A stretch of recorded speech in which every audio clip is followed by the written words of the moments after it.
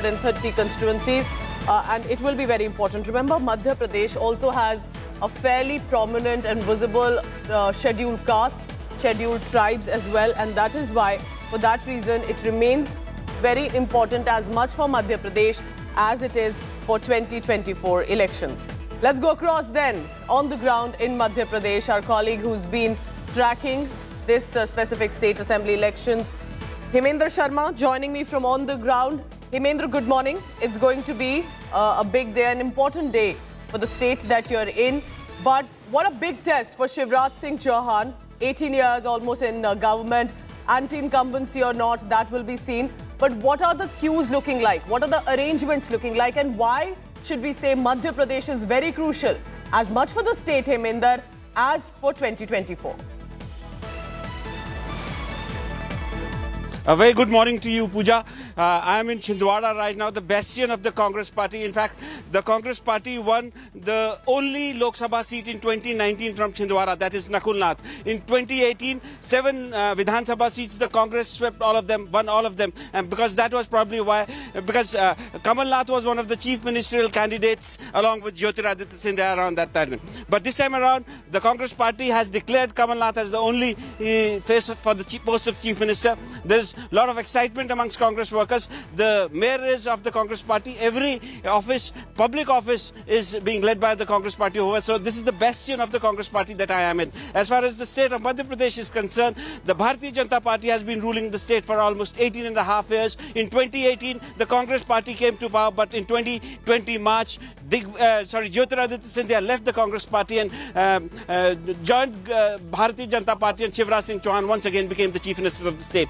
A lot of anti-incumbency factor, and probably that is one reason why the Bharatiya Janata Party did not declare Shivraj Singh Chauhan as the face for the post of chief minister. They fielded 7 members of parliament that included 3 union ministers and also a national general secretary in the form of Kailash Vijay. Many of them were reluctant, so that shows that the Bharatiya Janata Party, there was a lot of ifs and buts, and there was a lot of anti-incumbency being talked about. But Shivraj Singh Chauhan, in the run-up to the elections, brought the Ladli Behna Yojana, 1,250 crore rupees being transferred every month directly to around 1.25 crore women.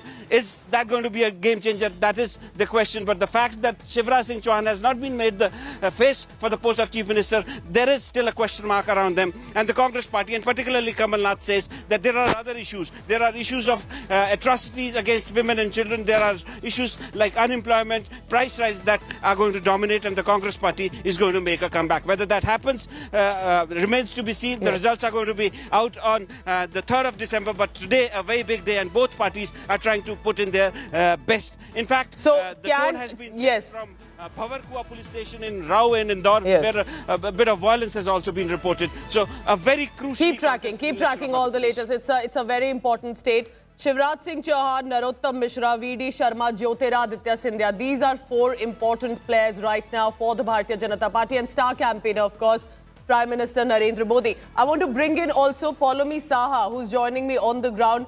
Poulomi, because this is as much about, of course, Shivraj Singh Chauhan's big test and Madhya Pradesh. There are scheduled caste, scheduled tribe, and 230 is a big number. But let's not kid anyone. Madhya Pradesh is very crucial, as much for the BJP to show that they can win 2024 also. There is that connect. How important do you think for the Bharatiya Janata Party will be Madhya Pradesh? Well, very important and very crucial as far as the BJP is concerned. This has been a citadel of the BJP, the saffron organization, since 2003, aside from the 15 months when the Congress was in power, when, of course, elected to power in 2018. They had a wafer-thin margin over the BJP, and they formed government for 15 months before Jyotiraditya Scindia, in fact, defected to the BJP along with 22 legislators of the Congress party. So, as you pointed out earlier itself, Pooja, it is going to be a grudge fight as far as the BJP and the Congress are concerned. We're standing here in the Gwalior East constituency, not very far, in fact, from the Jaivilas Palace, which is where the royal family of the Scindias actually live. And here is where the polling is taking place. I'll ask my camera person Ajay to show you the pictures. Some early voters who've arrived over here to cast their ballot. In fact, as I was coming over here, I did see a lot of morning walkers already up and about. So clearly, people over here in this area at least seem to be early risers. So we're hoping that there will be brisk polling over here and everyone will make their vote count. We're, of course, standing in a very crucial region as far as Madhya Pradesh is concerned, which is the Gwalior Chambal region. And this is going to be where that grudge fight that we've been speaking about will be played out maximum, because it is here from where maximum of those 22 legislators, close to about 16 of those legislators, had defected from the Congress to the Bharatiya Janata Party. So as far as the BJP is concerned, they of course are trying to consolidate their base that they'd lost, in fact, to the Congress in the 2018 elections over here. 34 seats in this region of Gwalior Chambal, close to about 26 went to the Congress party. So huge blow as far as the BJP was concerned. They managed to regain some ground in the November 2020 by-polls, but will they able to, of course, keep that ground secure? That remains to be seen. Pooja. All right, so I want to now ensure that our viewer knows what important locations our colleagues are from. Let's bring all our colleagues on the screen right now. Heminder Sharma, remember, is reporting from Chhindwara. That's the bastion of Kamal Nath. He's literally, it's an erstwhile ruling kingdom as well. So that's where he is seen from. Gwalior, of course, we know, has been Scindia's bastion in terms of, again, not as much politically for the BJP, but with regard to his family. Let's go across to Chhattisgarh, because Chhattisgarh is where Aishwarya Paliwal is reporting from Narsinghpur. And also joining me, Summi Rajapan, who's been, of course, tracking the whole state now for months. So, therefore, let me now go across to Chhattisgarh. Now, I request our colleagues from Madhya Pradesh to please stay on.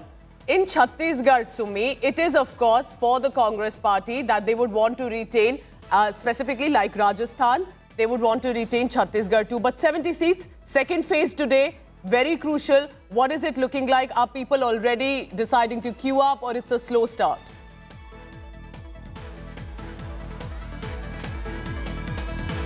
Yes, absolutely. The scenes here have been deserted because in this particular station, the voting will begin at 8 p.m. Barring a few polling stations at Bhindra Navagarh in Rajam district, all the 69 other constituencies or assembly seats will rather go into polls from 8 a.m. to 5 p.m. And this is the polling station of the Chief Minister Bhupesh Baghel. In fact, this is in his village at Kurudi, and this is where he's going to cast his vote. He's going to come at 11 is what we are picking up. Post 11, he's going to come with his entire family to cast his vote, and security personnel have been placed here in huge numbers. People haven't started queuing up as the voting will begin at 8, and there's still an hour to go. But this time around is going to be a close call between the Bharatiya Janata Party and the Congress, because the fate of the incumbent Chief Minister of Chhattisgarh, Bhupesh Baghel, will be sealed today. Patan is very important. In fact, it is the highest profile seat of Chhattisgarh, and it's going to witness a triangular fight with Chief Minister Bhupesh Baghel from Congress and Vijay Baghel, the sitting MP from BJP. In fact, we have to remember that Vijay Baghel is his distant nephew as well. So this time it's going to be Kaka versus Bhatija. Kaka is what Chhattisgarh Bhupesh Baghel is called fondly here, and in fact they are from the same family, and distant relatives have been pitted against from both the parties, and it is going to be a triangular fight because former Chief Minister Ajit Jogi's son Amit Jogi has also filed his nomination from this very seat. So it's going to be an interesting fight. And in fact, this is going to be the fourth time when Chief Minister Bhupesh Baghel has been pitted against Vijay Baghel.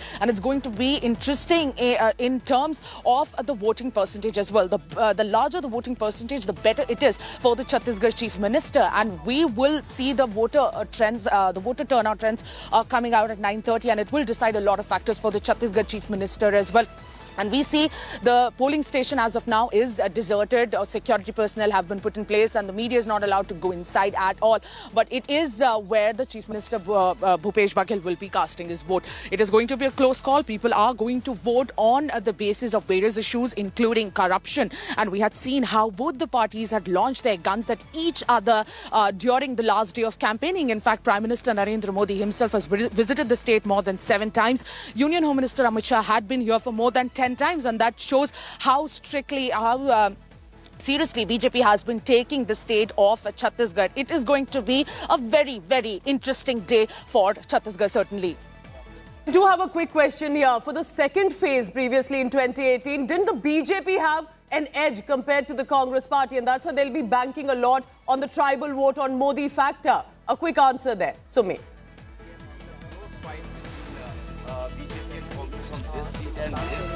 In fact, in all the 70 seats that are going for polls today, 55 out of all these 70 seats went to the Congress. In fact, BJP had an, I beg your pardon, Congress had an edge last time around, and BJP was restricted to 15. Out of these 70 seats, BJP had secured 15 and 33% of votes.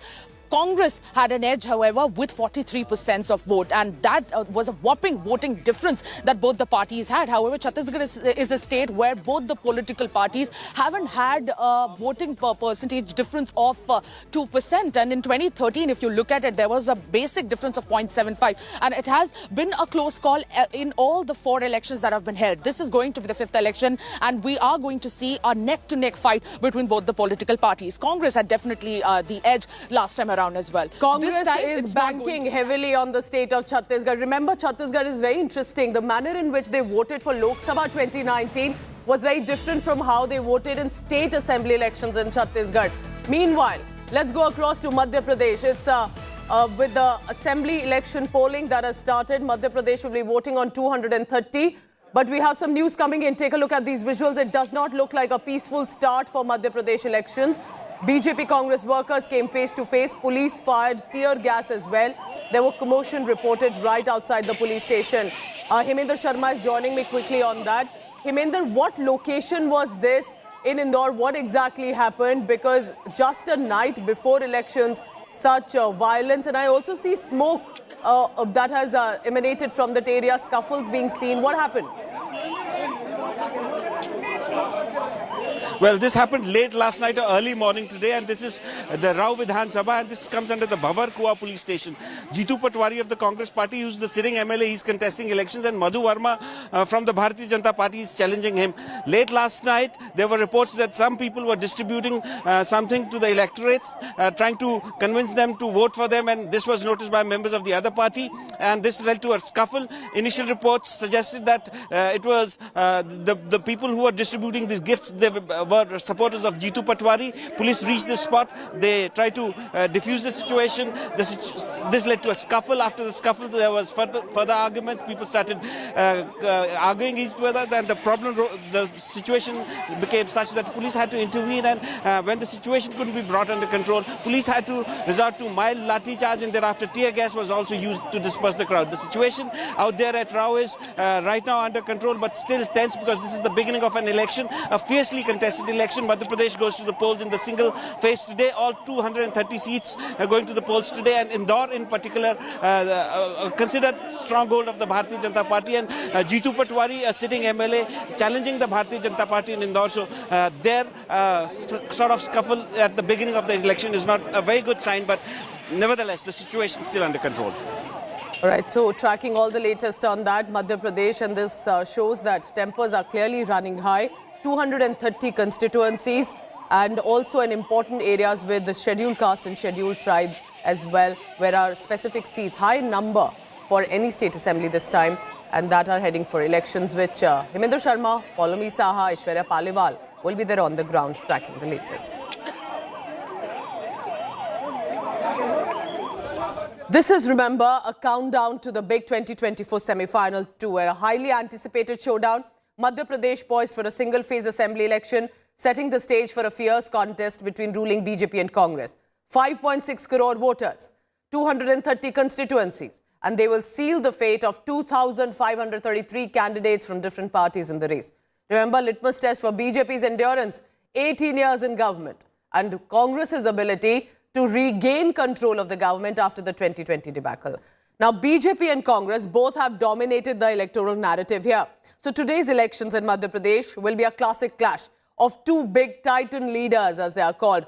There is, of course, the Bharatiya Janata Party, Shivraj Singh Chauhan. There is also Congress Party, led by Kamal Nath, who's a former Chief Minister of Madhya Pradesh. Both of them will be vying for very crucial phase of their political experience too for Madhya Pradesh. झूठी party है, दगाबाज party है, रोज झूठा ही बोलते रहते हैं भाई बहन।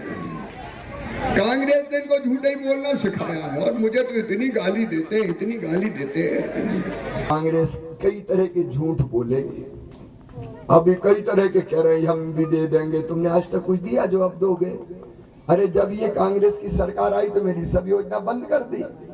और मेरी बहनों, अगर कांग्रेस आ गई तो ना तो लाडली बचेगी ना बहना बचेगी, ये योजना भी बंद कर देगी। कांग्रेस कई झूठी अफवाह फैलाएगी, झूठी पार्टी है।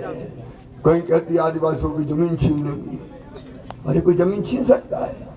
शिवराज सिंह चौहान के जिंदा रहते हुए तुम्हारी जमीन की तरफ उंगली उठा के भी कोई नहीं देख सकता। बल्कि जितने लोग बचे हैं जिनको पट्टा नहीं मिले हैं, उनको भी पट्टा देके मालिक बनाऊंगा, चिंता मत करना।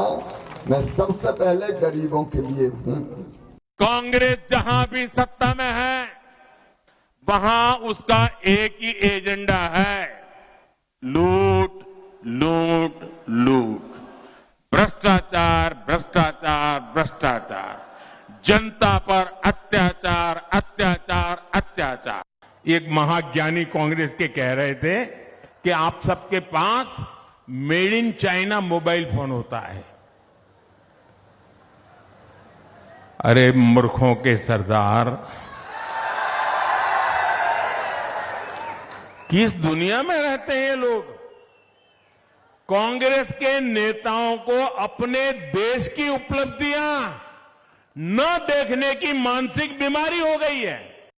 कांग्रेस ने मान लिया है कि मोदी की गारंटी के सामने कांग्रेस के झूठे वायदे एक पल भी टिक नहीं सकते हैं। कांग्रेस ने हार मानकर खुद को भाग्य भरोसे छोड़ दिया है।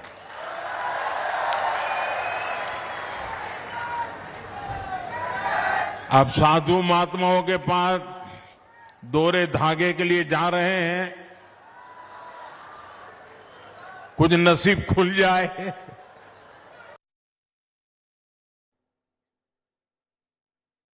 All right, so that's the visual coming in, and even the senior most leaders of any state, and that's Kailash Vijay of the Bharatiya Janata Party, offering prayers to the God, because remember, it is in many ways as much the hard work, the strategies, the permutations, combinations, but it is God's blessings for many that they do not want to skip on. So offering prayers this morning ahead of elections. And remember, a lot of senior leaders from who were whether union ministers or who were literally as Lok Sabha member of parliament were put in responsibility for state assembly elections by the Bharatiya Janata Party this time.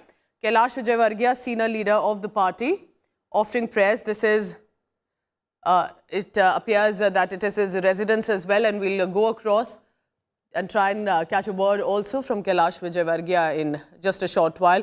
But an important moment, remember, for any neta associated with Madhya Pradesh, given the responsibility, and that perhaps reflects that Kailash Vijay was one of those senior leaders who was given that, that duty to ensure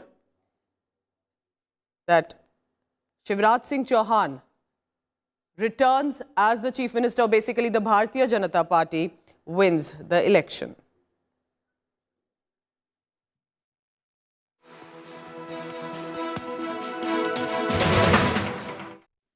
So let me take you a little bit into history about the background as well. 2018 Madhya Pradesh, how did they vote? And remember, a lot has happened in the past 4 to 5 years in the state of Madhya Pradesh.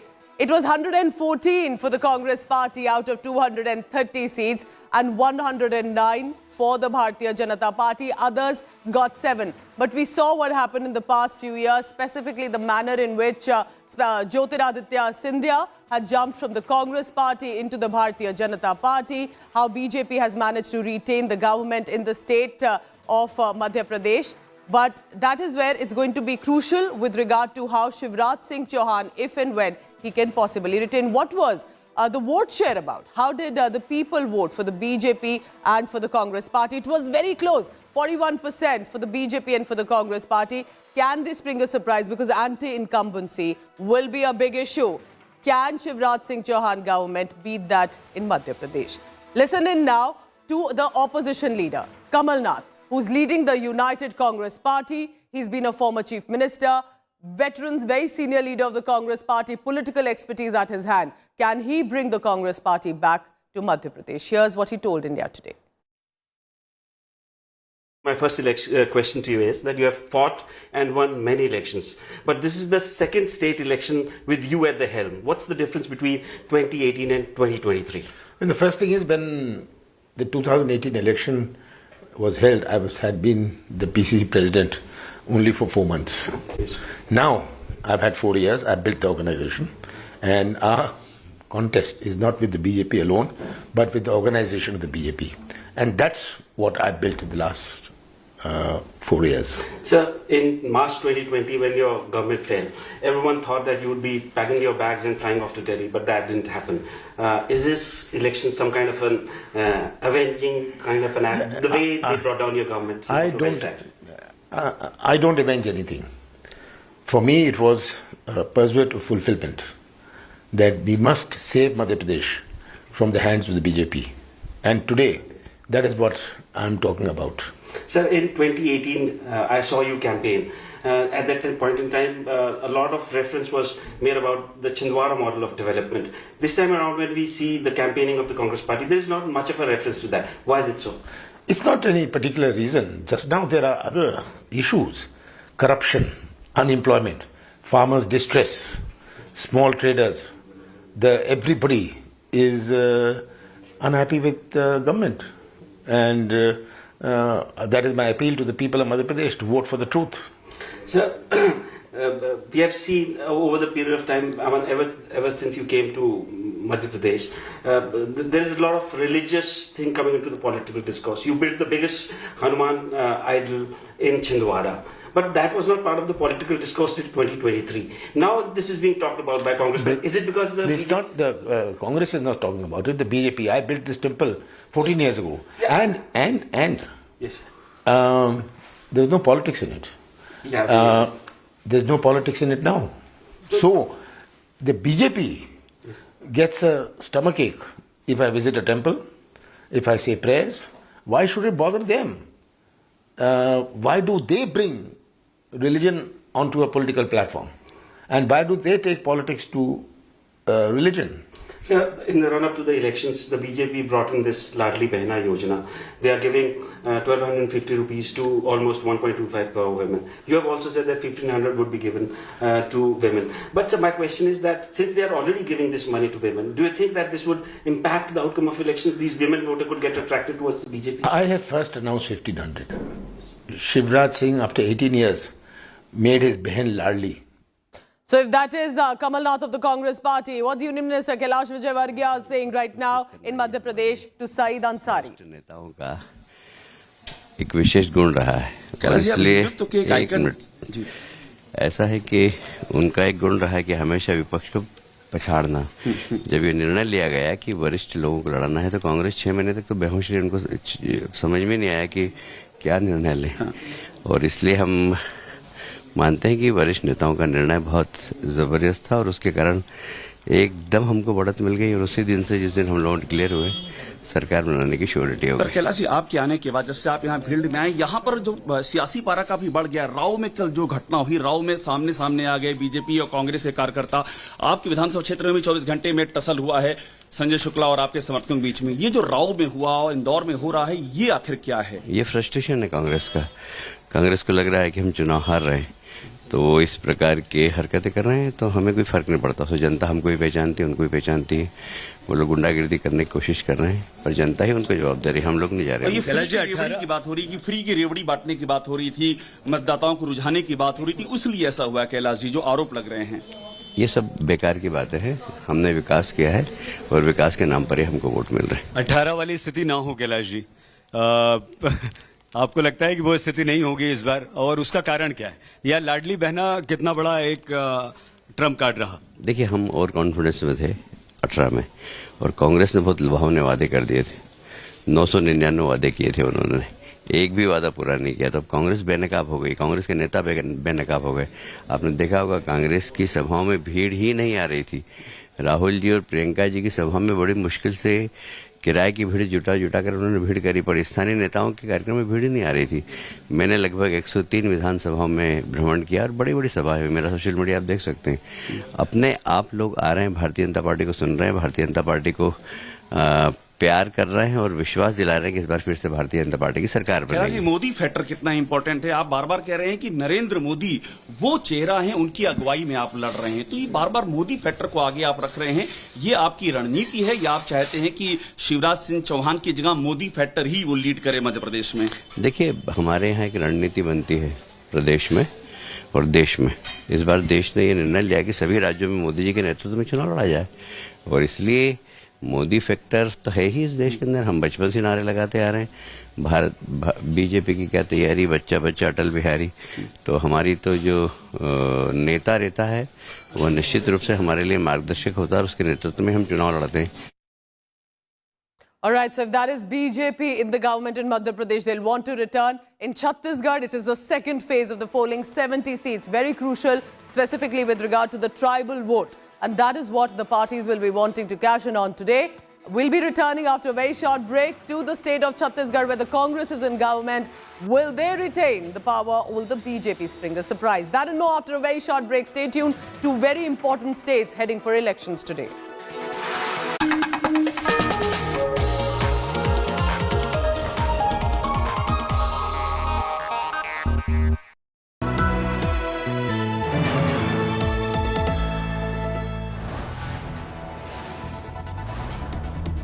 You are watching India Today, powered by Finest, Be Sustainable Change, a BNP Group company. Picture नहीं चलती तो बिल्कुल बुरा लगता है, क्योंकि बहुत मेहनत जाती है, बहुत लोगों की मेहनत और टाइम और एनर्जी जाता है। उसके बाद ये होता है कि ठीक है, अगर नई वर्क की, नई क्लिक की, तो there is a learning in that, you learn and you move forward and you concentrate on the next film. मिलिए विकी कौशल से। साहित्य आज तक दिल्ली में live.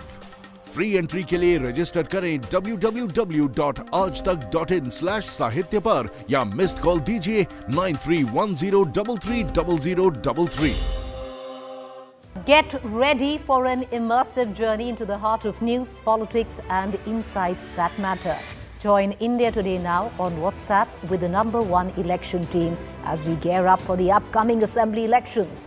Scan the QR code. Join India Today now on WhatsApp. Follow these steps. Open WhatsApp on your phone. Check for a new updates tab. Select Find Channel and type India Today. After finding the channel, tap the Follow button.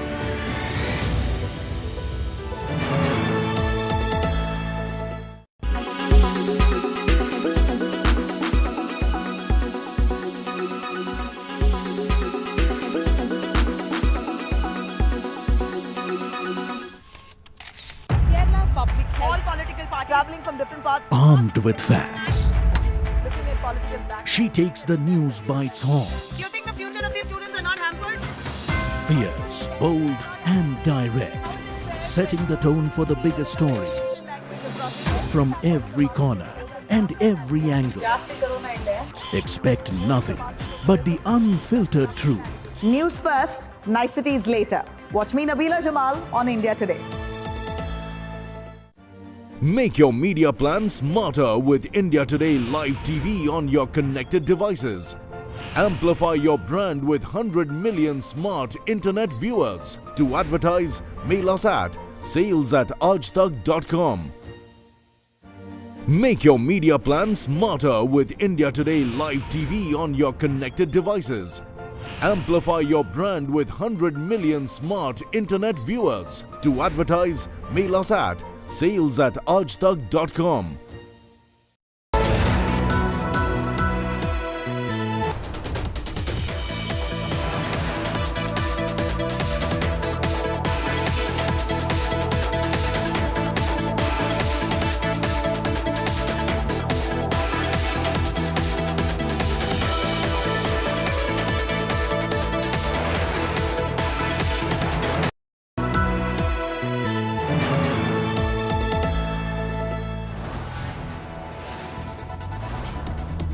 You are watching India Today, powered by Finest, Be Sustainable Change, a BNP Group company.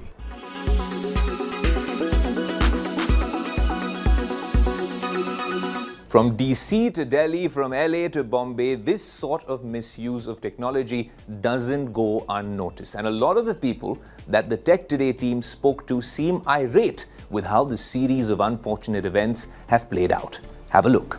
The recent video of Rashmika Mandana and Katrina Kaif made using deepfake technology has rocked the entire entertainment industry in India. Sadly, this is not the extent of the misuse of this technology. It can be used to make fake videos of anyone at all and blur the lines between what's real and what's not.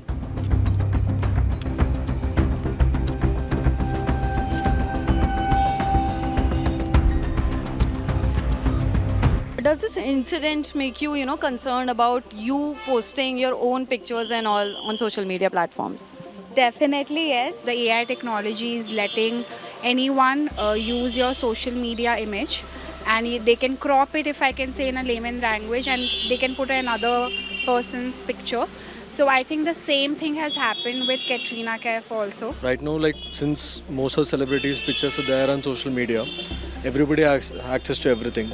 So and AI has become so much powerful. It's very powerful that anybody can do anything. Since I am a woman and I am there on the social media and I also post my pictures and videos, I think it's very concerning that something like this is happening. I think it's very dangerous. There should be very strict actions that should be taken against it so that it does not happen with somebody else. What do you think? How can people be safe from such scenario?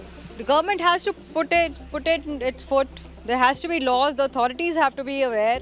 There should be a law in the country. I really respect whoever is in charge of the social media, whatever it is, to please make some strict rules.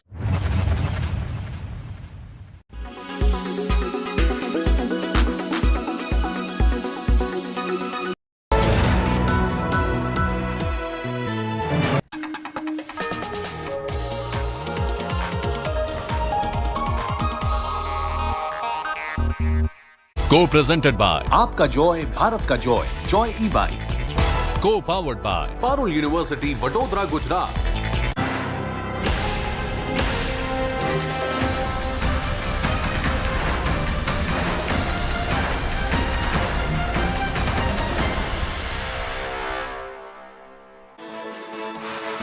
Welcome back. It is the second phase for the Chhattisgarh State Assembly elections, too. Very important for the Congress party to retain government ahead of 2024, and very important for the Bharatiya Janata Party to be returning to the government, making inroads into the state again because of 2024 elections. So remember, this is as much for Chhattisgarh, for Madhya Pradesh, but it is also about a countdown to 2024 elections. It will refer to how the parties are seen in these respective states. 70 seats for Chhattisgarh. But how did they vote in the second phase in 2018 assembly elections? Let me take you through the background, and will it be a surprise this time or not? Very interesting, in 2018, very easily, Congress party had managed to win. Take a look at this. It was only 13 for the Bharatiya Janata Party, but a whopping 51 out of 70. So there was not even a very close margin, while other seats went to about 6. It was a clear sweep for the Congress party. But I want to add here, it was very different for the Lok Sabha elections in 2019. BJP got a thumping majority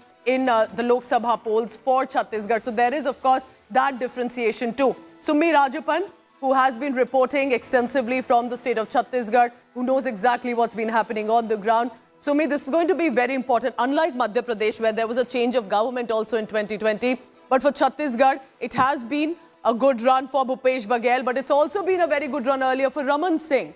So it is where BJP is also as confident. But how do you think the Congress will want to ensure they get this government? How are they ensuring there is no anti-incumbency for Bhupesh Baghel? Sumi.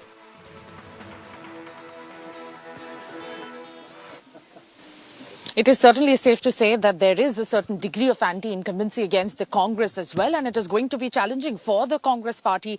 And will the BJP be able to wrest power this time around? Interesting to be seen. And in fact, for 3 long terms, BJP has been ruling Chhattisgarh. And in fact, back in 2018, there was an anti-incumbency, a very strong anti-incumbency in place against the BJP. And also the farmer schemes that the BJP had promised didn't work for the party at all. And which is why the BJP restricted to meager 15 seats out of 90. But this time around, the situation seems a little different. In fact, Congress has also left no stone unturned. In fact, on the day of Diwali, they decided to make the last announcement, the last nail in the coffin as the Grudge Lakshmi Yojana. They announced that all the married women will be getting 15,000 per year. And that is a major announcement that's coming, last minute announcement from the Congress, despite announcing the manifesto a week ago. In fact, BJP had announced 12,000, a similar policy, a similar scheme, of the Mahatari Yojana. They named it after the Mahatari Mata of the Chhattisgarh. And in fact, they had promised to give 12,000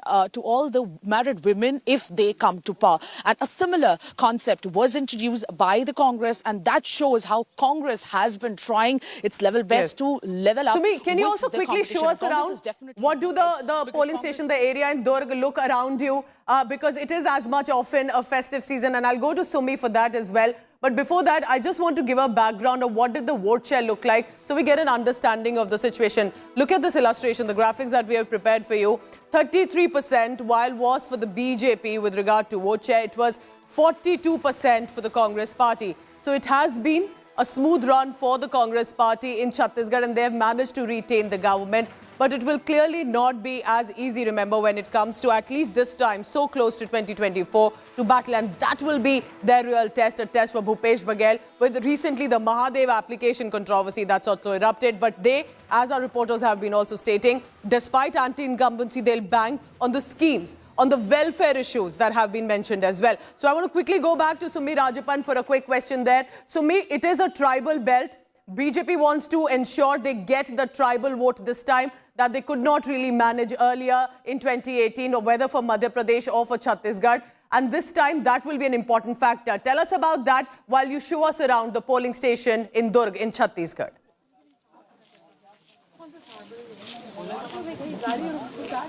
Yes, absolutely. Tribal vote bank, 32% of the population comprised of the tribal vote bank here, 29 scheduled tribe seats. And in fact, in the last polling that happened on the 7th to 11, 12 out of 29 ST seats went for polling, and this time around 17 ST seats will be going for polling. And as you asked, I'm going to show you around. This particular polling station is where Chief Minister Bhupesh Baghel is going to come to cast his vote.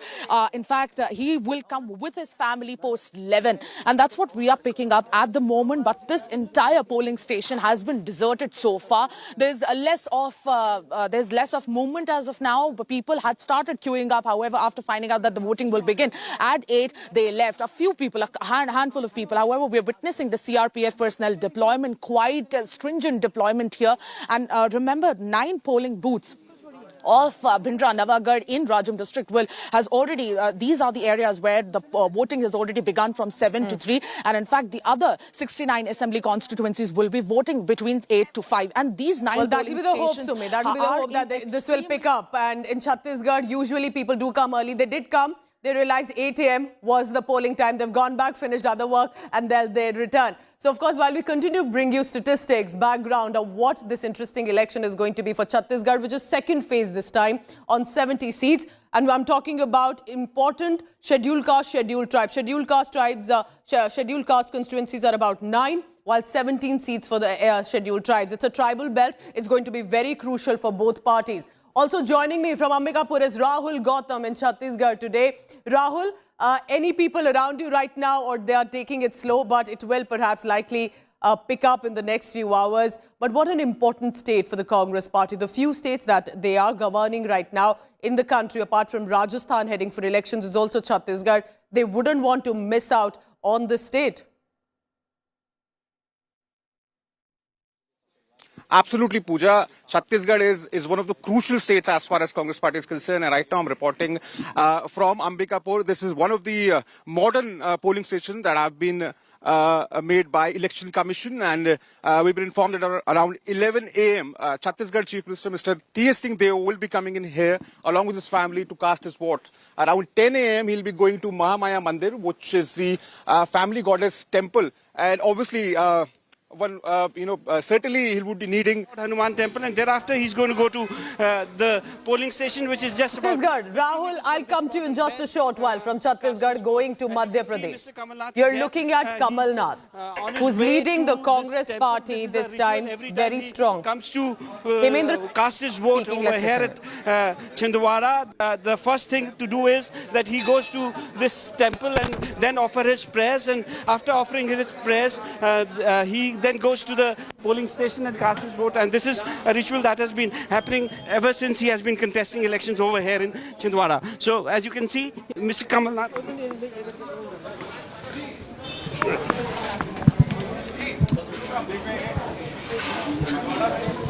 So that is Kamal Nath, former Chief Minister, Congress Party. And just like we saw Kailash Vijayvargiya offering first prayers and then speaking to Saeed Ansari, now this is Kamal Nath as well, as much dependent on God for the blessings, as much, of course, is optics too. So that is an earlier visual of Kailash Vijayvargiya lighting a diya in front of God and ensuring that they manage to get and find victory in this Madhya Pradesh elections. But there was also Kamal Nath, who has just reached a temple just about a few seconds ago, and we'll be dipping to those visuals. Remember that temple visits, blessings of God, Hindu religion, all of this, and Hindutva has played an important part in the state assembly election political discourse as well. Congress said BJP has done too much of it unnecessarily. We focus on welfare issues. That's Kamal Nath speaking. Let's try and dip in. Situation over there in Bhopal from the control room. Ji.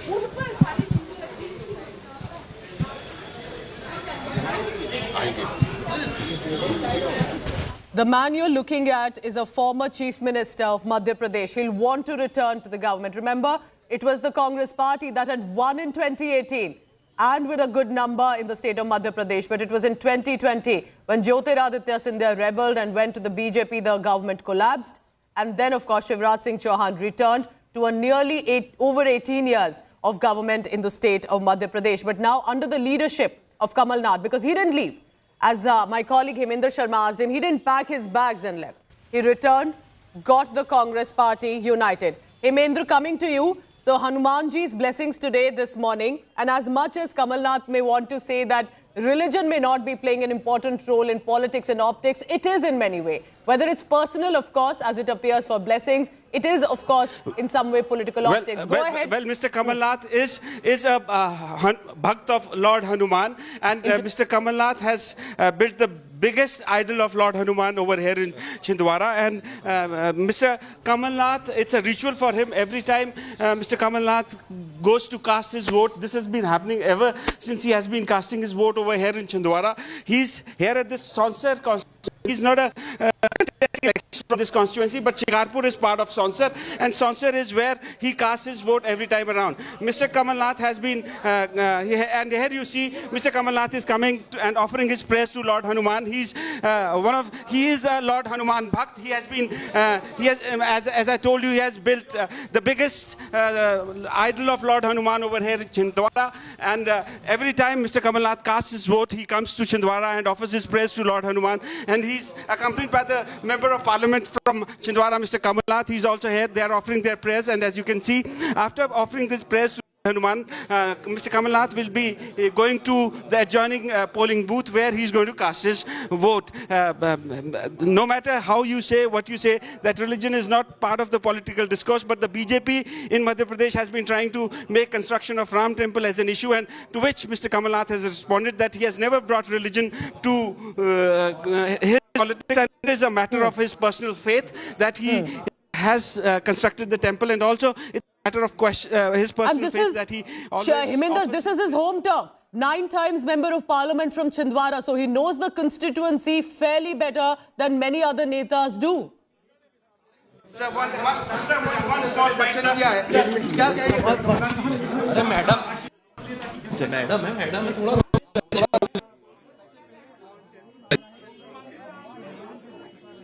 All right, so, and Hemendra, I understand he's not speaking right now. We did run the exclusive interview that you got from Kamal Nath as well. And you asked him pertinent questions, specifically when in 2020 the government had collapsed, he didn't pack his bags. And he's in Chhindwara, that's his home turf. 9 times member of parliament. He has expertise in that area. What do you think Kamal Nath will be banking on this time to ensure 2018 victory is returned to Madhya Pradesh?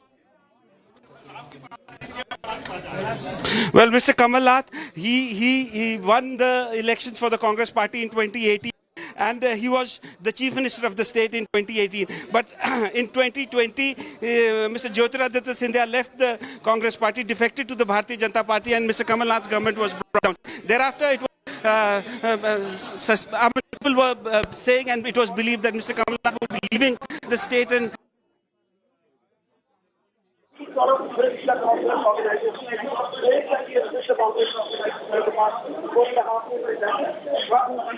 Hemendra, I'll come to you in just a short while. This is presently, there's an audio issue there with Hemendra. He's tracking Kamal Nath, who's leading a united Congress party.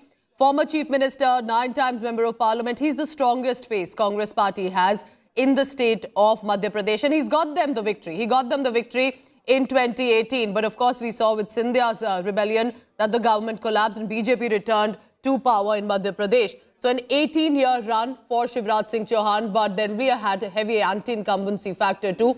Can Shivraj Singh Chauhan, can the Modi factor beat it, return to 2023 in government, or Kamal Nath will again not only give the victory this time, but ensure a 5-year run for the Congress party? It's a very crucial state that the Congress party and the BJP both are banking on. And we'll go across to Hemendra Sharma as and when we possibly can establish that audio line. But look at the visuals on your screen.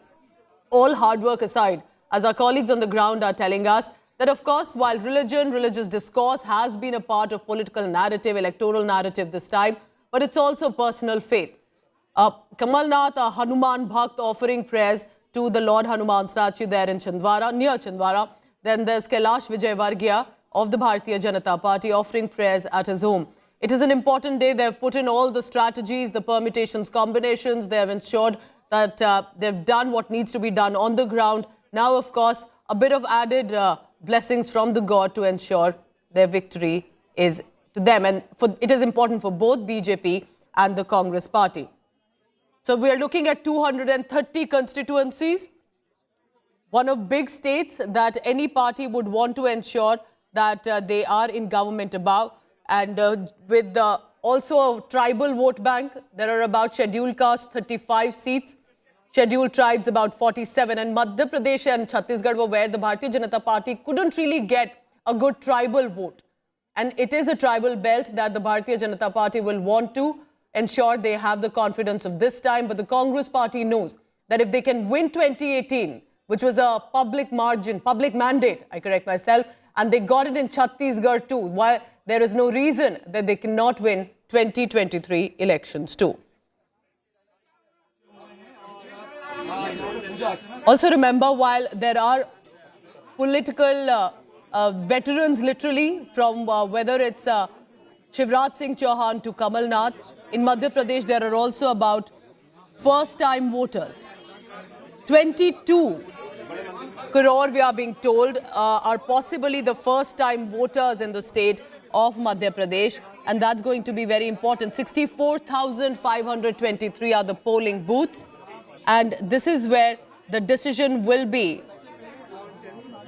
taken about whether they want the Bharatiya Janata Party to win a public mandate this time, or will it again, will they again vote for the Congress party? Remember, Prime Minister Modi also was campaigning in Madhya Pradesh, and that reflects how crucial, high stakes this state is for both parties. And for Congress party, there was Rahul Gandhi campaigning for Kamal Nath and the leaders.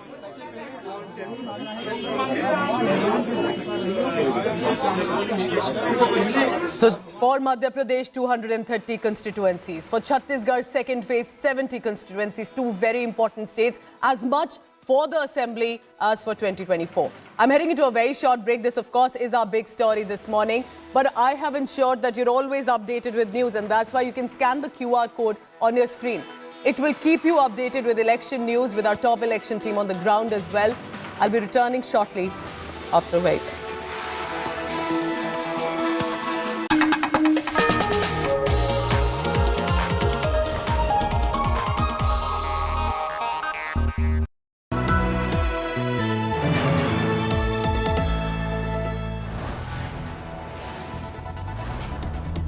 You are watching India Today, powered by Finest, Be Sustainable Change, a BNP Group company.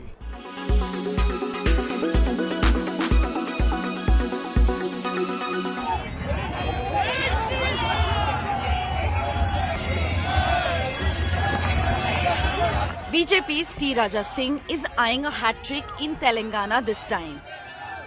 He is a two-time winner from Goshamahal constituency.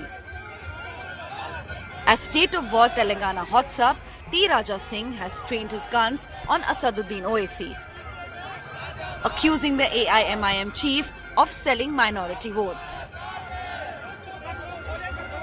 आज MIM ने 2018 का चुनाव जब आया था, वो समय पर भी असदुद्दीन ओवैसी ने दारुसलाम में बैठकर मुसलमानों के वोट को टीआरएस के हाथों बेच दिया, जो आज की बीआरएस है। 2014 हो या 2014 से पहले के चुनाव हो, हर बार गोशामहल माइनॉरिटी के जितने भी वोट है, कांग्रेस को वो बेचते थे। Owaisi has hit back, branding T. Raja frustrated. Frustration में है, बुज़दिल है, मायूसी छा गई उन लोगों में और उनको नजर आ रही है अपनी शिकस्त। 2014 में हम नहीं खड़ा किए, मुकेश जी सपोर्ट करे, लेट मुकेश गौड़ साहब की हार गए। 2018 में कांग्रेस वोट काटी वहां पर, आप देखिए कितने परसेंट वोट कांग्रेस ली। A twist in the Goshamahal tale has been added by a former neta of Owaisi's party. Khaja Bilal claims that AIMIM chief is working against minorities.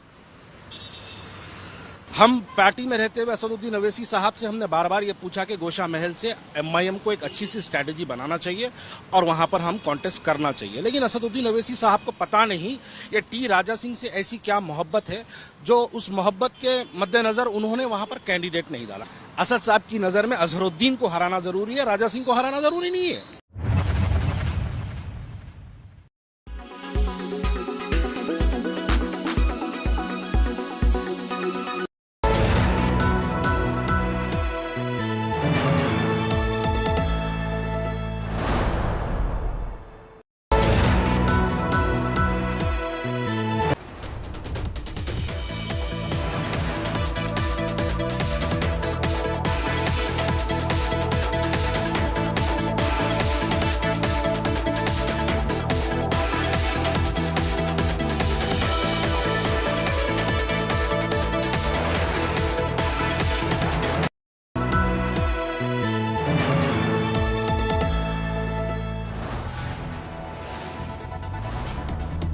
You are watching India Today, powered by Finest, Be Sustainable Change, a BNP Group company.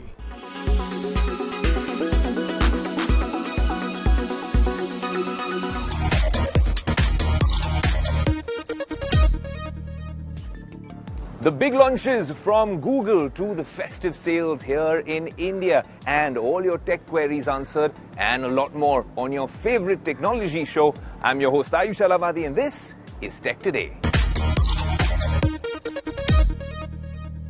Well, if Techtember was dominated by the iPhone 15 announcement, Techtober is all about stock Android from the house of Google. The new Pixels are here on Tech Today. It's time to unbox them and let you know how AI is going to be a key feature in the new Pixel lineup.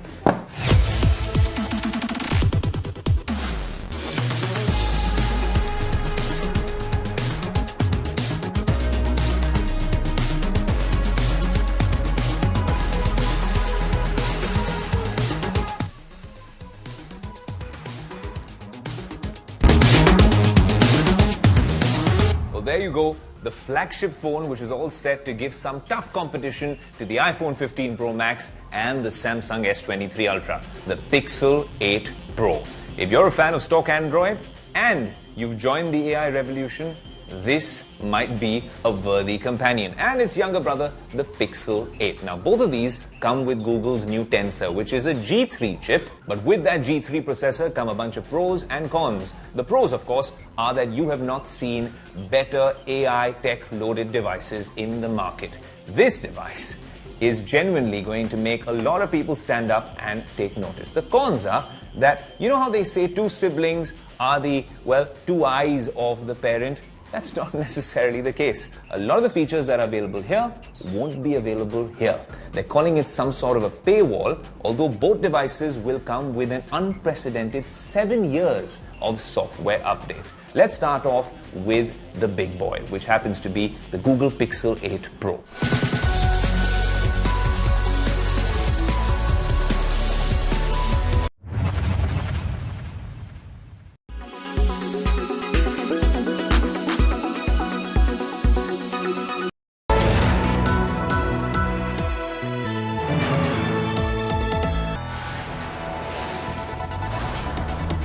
You are watching India Today, powered by Finest, Be Sustainable Change, a BNP Group company. Uppercase never ordinary.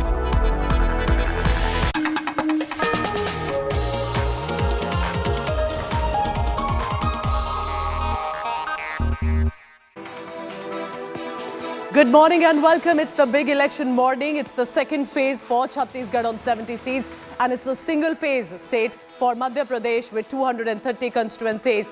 Election team on the ground, our battery of reporters. I'm Pooja Shali. We'll be together getting you this big international election update this morning. Let's begin first with the headlines. Madhya Pradesh votes for 230 constituencies. Kamal Nath on one side, Vijay on another, offering prayers before the voting begins. Shivraj leaves to cast his vote. It's also the second phase of Chhattisgarh election. Chhattisgarh votes for 70 out of 90, 17 scheduled tribe seats in phase 2. It's a tribal belt. It will be important. BJP will bank on the Modi factor to return to the government where Congress is presently in power.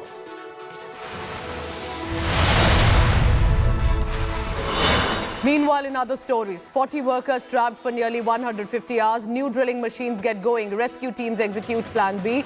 Rescuers are now 60 to 70 meters away. But the temperature is dipping. Race against time to save them.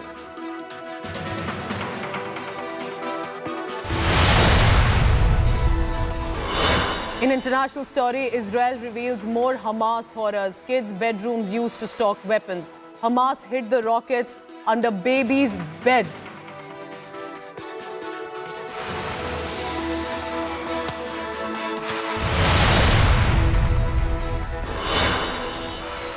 And Australia has set up a date with India this Sunday at the Narendra Modi Stadium for the ultimate prize in ODI cricket.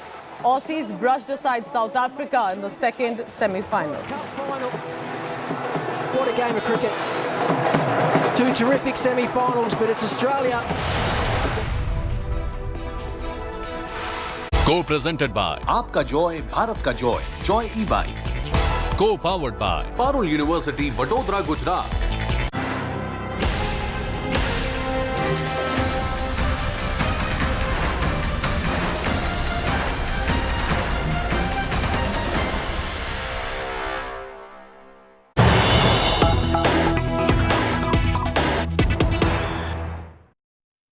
As the polling begins in the state of Madhya Pradesh for 230 constituencies, Madhya Pradesh's bigwig leaders offering prayers before they head out to cast their vote and, of course, attract voters to the polling booths.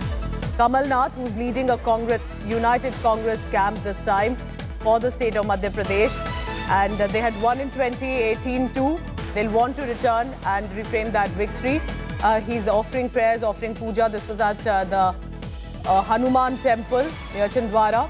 Vijay also offering prayers at his home, while Chief Minister Shivraj has also left to cast the vote. All of them ensuring that they offer prayers, take God's blessings before they head out to cast vote in a very important assembly elections. Let's bring in our reporters on the ground as well. Hemendra Sharma in Chhindwara, which is the Congress bastion. It's the home turf of Kamal Nath, who's been a 9 times member of parliament. Also, Amit Bhardwaj joining me from Datia in Madhya Pradesh. Both are reporters on the ground. First to you, Hemendra, because while this is going to be very important for Kamal Nath, they got the victory in 2018, but they couldn't sustain it after Scindia's rebellion. But it is also a tribal seat that is very important for Madhya Pradesh that BJP did not get really in 2018. They desperately want that tribal belt to 27, about 47 tribal seats, 20%. How do you think this time the Congress party will ensure that they repeat the 2018? What are the issues on the ground, Hemendra, that the Congress party will be banking on? Well, before talking about the issues, let me tell you that Kamal Nath had come to this particular polling booth in Sansar. He has cast his vote along with his son and daughter-in-law. He offered prayers at a Hanuman temple before casting his vote and has now left for his home. And from his home, he's expected to fly off to Bhopal and monitor the situation from the Congress control room in Bhopal. As far as the issues are concerned, as you rightly said, the tribal vote bank is a very important vote bank, and it is believed in Madhya Pradesh that anyone who manages to get the tribals on their side, they are the ones who rule Madhya Pradesh. In 2018, the majority seats out of the 47 seats reserved for the tribals in Madhya Pradesh went to the Congress party, and the Congress party managed to sort of come back to power after 15 long years. It was 2018 that the Congress party managed to come to power in Madhya Pradesh, but by March 2020 there was this Jyotiraditya Scindia rebellion, and thereafter the Congress government fell, and the BJP was once again, the government of Shivraj Singh Chauhan was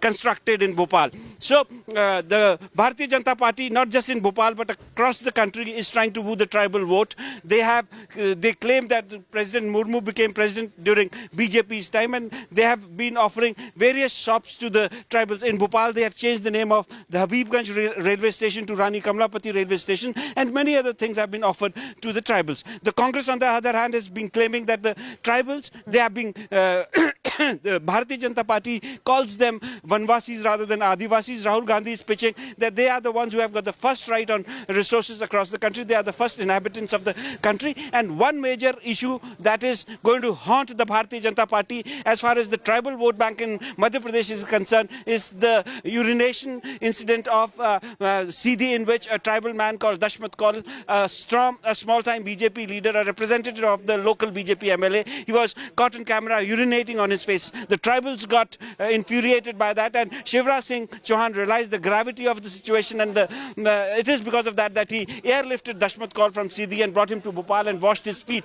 So the tribal vote bank is very important. Which side they will go to remains to be seen. But I want to tell you a small anecdote. In 2003, when Digvijay Singh was fighting his fight for survival, he was not willing to give up, saying elections are won by management. He was managing all over across the state and saying that he's going to come back to power once again. And it was only the first election result that came from Jhabua, and the Congress party lost it, that Digvijay Singh immediately conceded defeat. So which side the tribals go remains to be seen, but whichever side they go, very important, very interesting perspective. And a reminder, remember, because the tribal belt and tribal vote is so important, Madhya Pradesh. Remember the urination incident that had happened, how Shivraj Singh Chauhan, the Chief Minister, had ensured that all the respect is given to that individual. And that was, of course, setting a fine example as a Chief Minister, but that also clearly had political connotations as well. It's a very important state for Madhya Pradesh. BJP big guns, Congress's big guns are contesting from the central India state. And therefore, let me take you through to the key candidates. I request our colleagues to continue to be with us. On top, of course, Shivraj Singh Chauhan, over 18 years of having been a chief minister, there is anti-incumbency factor. Can he beat that? If he does, it will be setting a record of sorts in Madhya Pradesh. Also, let's take a look at Kamal Nath, former chief minister. Got the party to win elections in 2018, could not sustain it, but would want a repeat of that. 9 times member of parliament from Chhindwara, clearly knows Madhya Pradesh very well. There is Narottam Mishra, minister. Remember, a very important factor for the state. He has been very vocal in a lot of issues. A lot of fiery, controversial remarks have come from Narottam Mishra, who's been a minister as well. And that is why can from Datia, where our colleagues are also reporting from, Narottam Mishra regain the power in the government again? Can he at least win on his seat? There is Narendra Tomar, again ministers, remember. These are very important, how union ministers have been brought in and have been given the responsibility for the assembly state to win, get that public mandate. Prahlad Patel, again from Narsinghpur for the Bharatiya Janata Party. These are important constituencies for the BJP to be able to get a hold of if they want to have a public mandate in 2023. Kailash Vijay, BJP's General Secretary, one of the senior leaders of the Bharatiya Janata Party, offered prayers, have put in a lot of strategies, and this will be a big test for him to show that under his leadership, under his supervision, under his support, that somewhere the BJP has managed to win in 2023.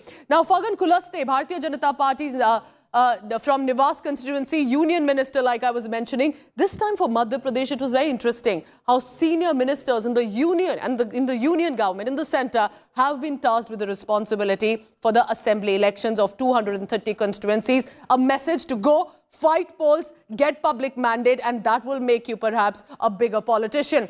Govind Singh of the Congress party is the leader of the opposition. But will they want to now become a leader in the government as well? The Congress party has a strong chance. They have fought this election, and they, of course, have the historical, the 2018 victory of Madhya Pradesh as well. Vikram Mastal, finally, Congress party, who's been an actor turned neta, like we have seen in a lot of other states as well, how a lot of actors are taking to politics. This one eventually, but will it matter to the public? That, of course, is the big test.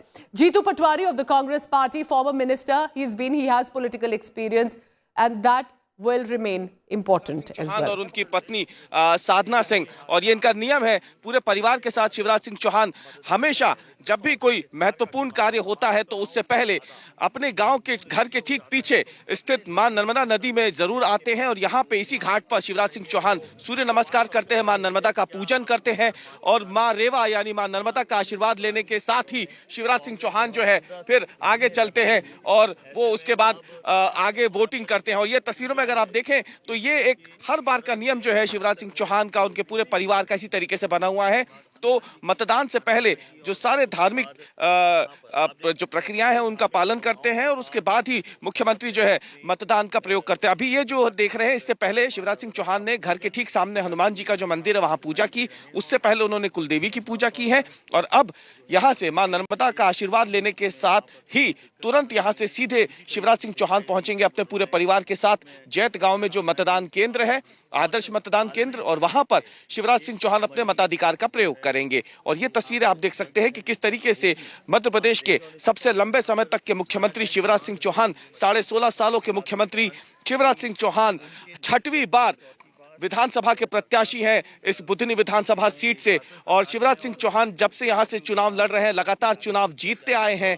5 बार के सांसद और 5 बार के विधायक शिवराज सिंह चौहान 6वीं बार इस तरीके से विधानसभा चुनाव के लिए प्रत्याशी हैं, और हर बार इसी तरीके से शिवराज सिंह चौहान पूजा पाठ पहले करते हैं और उसके बाद ही वो मतदान के लिए निकलते हैं। ये देखिए, मां नर्मदा की आरती कर रहे हैं शिवराज सिंह चौहान, उन्हें भेंट चढ़ा रहे हैं, और अब जो है ये पूजन यहाँ पे संपन्न हो गया है। शिवराज सिंह चौहान ने मां नर्मदा का पूजन जो है वो कर लिया है, और शिवराज सिंह चौहान अपने पूरे परिवार के साथ, ये तस्वीरों में आप देखिए कि किस तरीके से शिवराज सिंह चौहान जो जाने भी जाते हैं कि काफी धार्मिक शख्सियत है, उसी तरीके से अपनी परंपराओं का पालन करते हुए मुख्यमंत्री शिवराज सिंह चौहान और उनका पूरा परिवार यहाँ पे मौजूद है।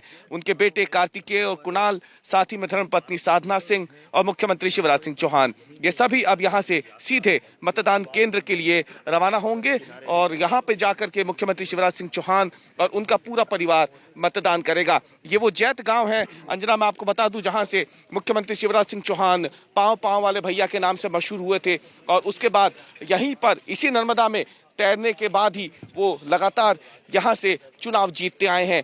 पांव वाले भैया अब लाडली बहनों के भाई बन चुके हैं मध्य प्रदेश में, और अब यहाँ से देखिए पूजा संपन्न होने के बाद शिवराज सिंह चौहान जा रहे हैं मतदान करने के लिए। लेकिन उससे पहले अगर आप देखें तो यहाँ पे बातचीत कर रहे हैं शिवराज सिंह चौहान, जो पत्रकार यहाँ तमाम पहुंचे हुए हैं भोपाल से, उनसे बात करके अब आगे रवाना हो रहे हैं मुख्यमंत्री मतदान केंद्र के लिए। और ये एक बेहद महत्वपूर्ण पल हो जाएगा मुख्यमंत्री के लिए, उनके पूरे परिवार के लिए, क्योंकि लगातार 6वीं बार शिवराज सिंह चौहान जो हैं वो मुख्यमंत्री विधानसभा चुनाव के लिए यहाँ से अपना प्रत्याशी हैं।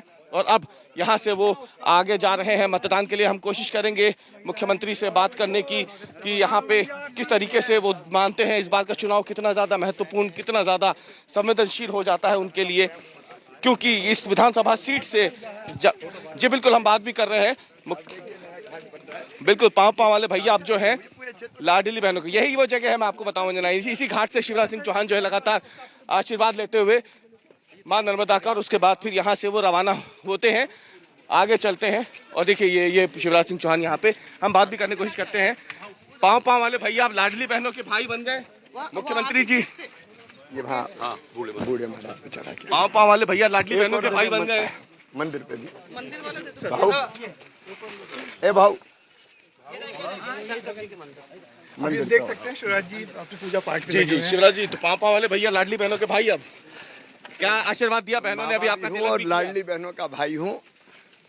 इस समय पूरे प्रदेश में मैं जहाँ जाता हूँ सबसे पहले बहनें दौड़ के आती हैं, गले लगती हैं, भावुक हो जाती हैं। ये मेरे लिए अद्भुत और अभूतपूर्व है। ये नियम है लगातार इसी तरीके से, जब सब मुख्यमंत्री यहाँ पे लगातार विधानसभा का चुनाव लड़ते आए हैं, कोई भी चुनाव या महत्वपूर्ण कार्य होता है, इन नियमों का पूरा पालन करते हैं, घर से बाहर निकलते हैं, और 1990 से लेकर अब तक 6वीं बार के प्रत्याशी हैं। घाट भी बदला है और लोगों की जिंदगी भी बदली है। और सर ये जिंदगी बदलने का अभियान जारी रहेगा, निरंतर जारी रहेगा। अब तो मेरे मन में एक संकल्प है, लाडली बहना के बाद लखपति बहना अभियान, अपने सेल्फ डिपेंड हो, अपने पैरों पर खड़ी हो, लखपति बने। तो 5वीं बार मुख्यमंत्री भारतीय जनता पार्टी तय करेगी। आप क्या मान के चलते हैं? लेकिन आखिरकार में तो एमपी के मन में मोदी, एमपी के मन में मामा। मैं भारतीय जनता पार्टी का कार्यकर्ता और मध्य प्रदेश की जनता का विनम्र सेवक। तो शिवराज सिंह चौहान हैं जो निकल गए हैं मतदान के लिए। आपको बताएं ये वो घाट है अंजना, जहां से मुख्यमंत्री, इसी घाट से इनका पूरा बचपन बीता, इसी गांव में, यहीं पे वो नदी में तैर करके अब एक तरीके से मध्य प्रदेश में लगातार 6 बार से उन्होंने एक तरीके से देखा जाए तो भाजपा की जो सियासी नाम है उसे भी पार लगाया है। लेकिन देखना अब यह है कि इस बार जब एमपी के मन में मोदी नारे के साथ भारतीय जनता पार्टी चुनावी मैदान में उतरी है, तो फिर आखिरकार मध्य प्रदेश के मामा, मध्य प्रदेश के भाई शिवराज सिंह चौहान इस बार किस नए रूप में, किस नए रोल में एक तरीके से मध्य प्रदेश की राजनीति में दिखेंगे, ये 3 दिसंबर को पता चल जाएगा। लेकिन जिस तरीके से अंतिम समय में पूरी ताकत झोंकी है शिवराज सिंह चौहान ने, 36 दिनों में 165 सभाएं, रैलियां, रोड शो किए हैं, जो मध्य प्रदेश में सबसे ज्यादा है किसी भी स्टार कैंपेनर के, कांग्रेस के हों या भाजपा के हों। तो देखना अब यह है कि शिवराज सिंह चौहान किस नए रोल में दिखने वाले हैं 3 दिसंबर के बाद। All right, so that's Shivraj Singh Chauhan, and if you heard closely, he said from Ladli Behna, which has been a popular scheme of the Madhya Pradesh government, to Lakhpati Behna next. So basically hinting, if I return from Ladli Behna to Lakhpati Behna will be our focus for the BJP government. So already slipping in possible what the next scheme is, but offering prayers right now. So if that is what the BJP senior leaders are up to, offering prayers before and while the polling has started, what is the Congress big wing? The senior most leader Kamal Nath, former chief minister, Hanuman Bhakt, who wants to counter BJP's Hindutva up to this morning. Go across.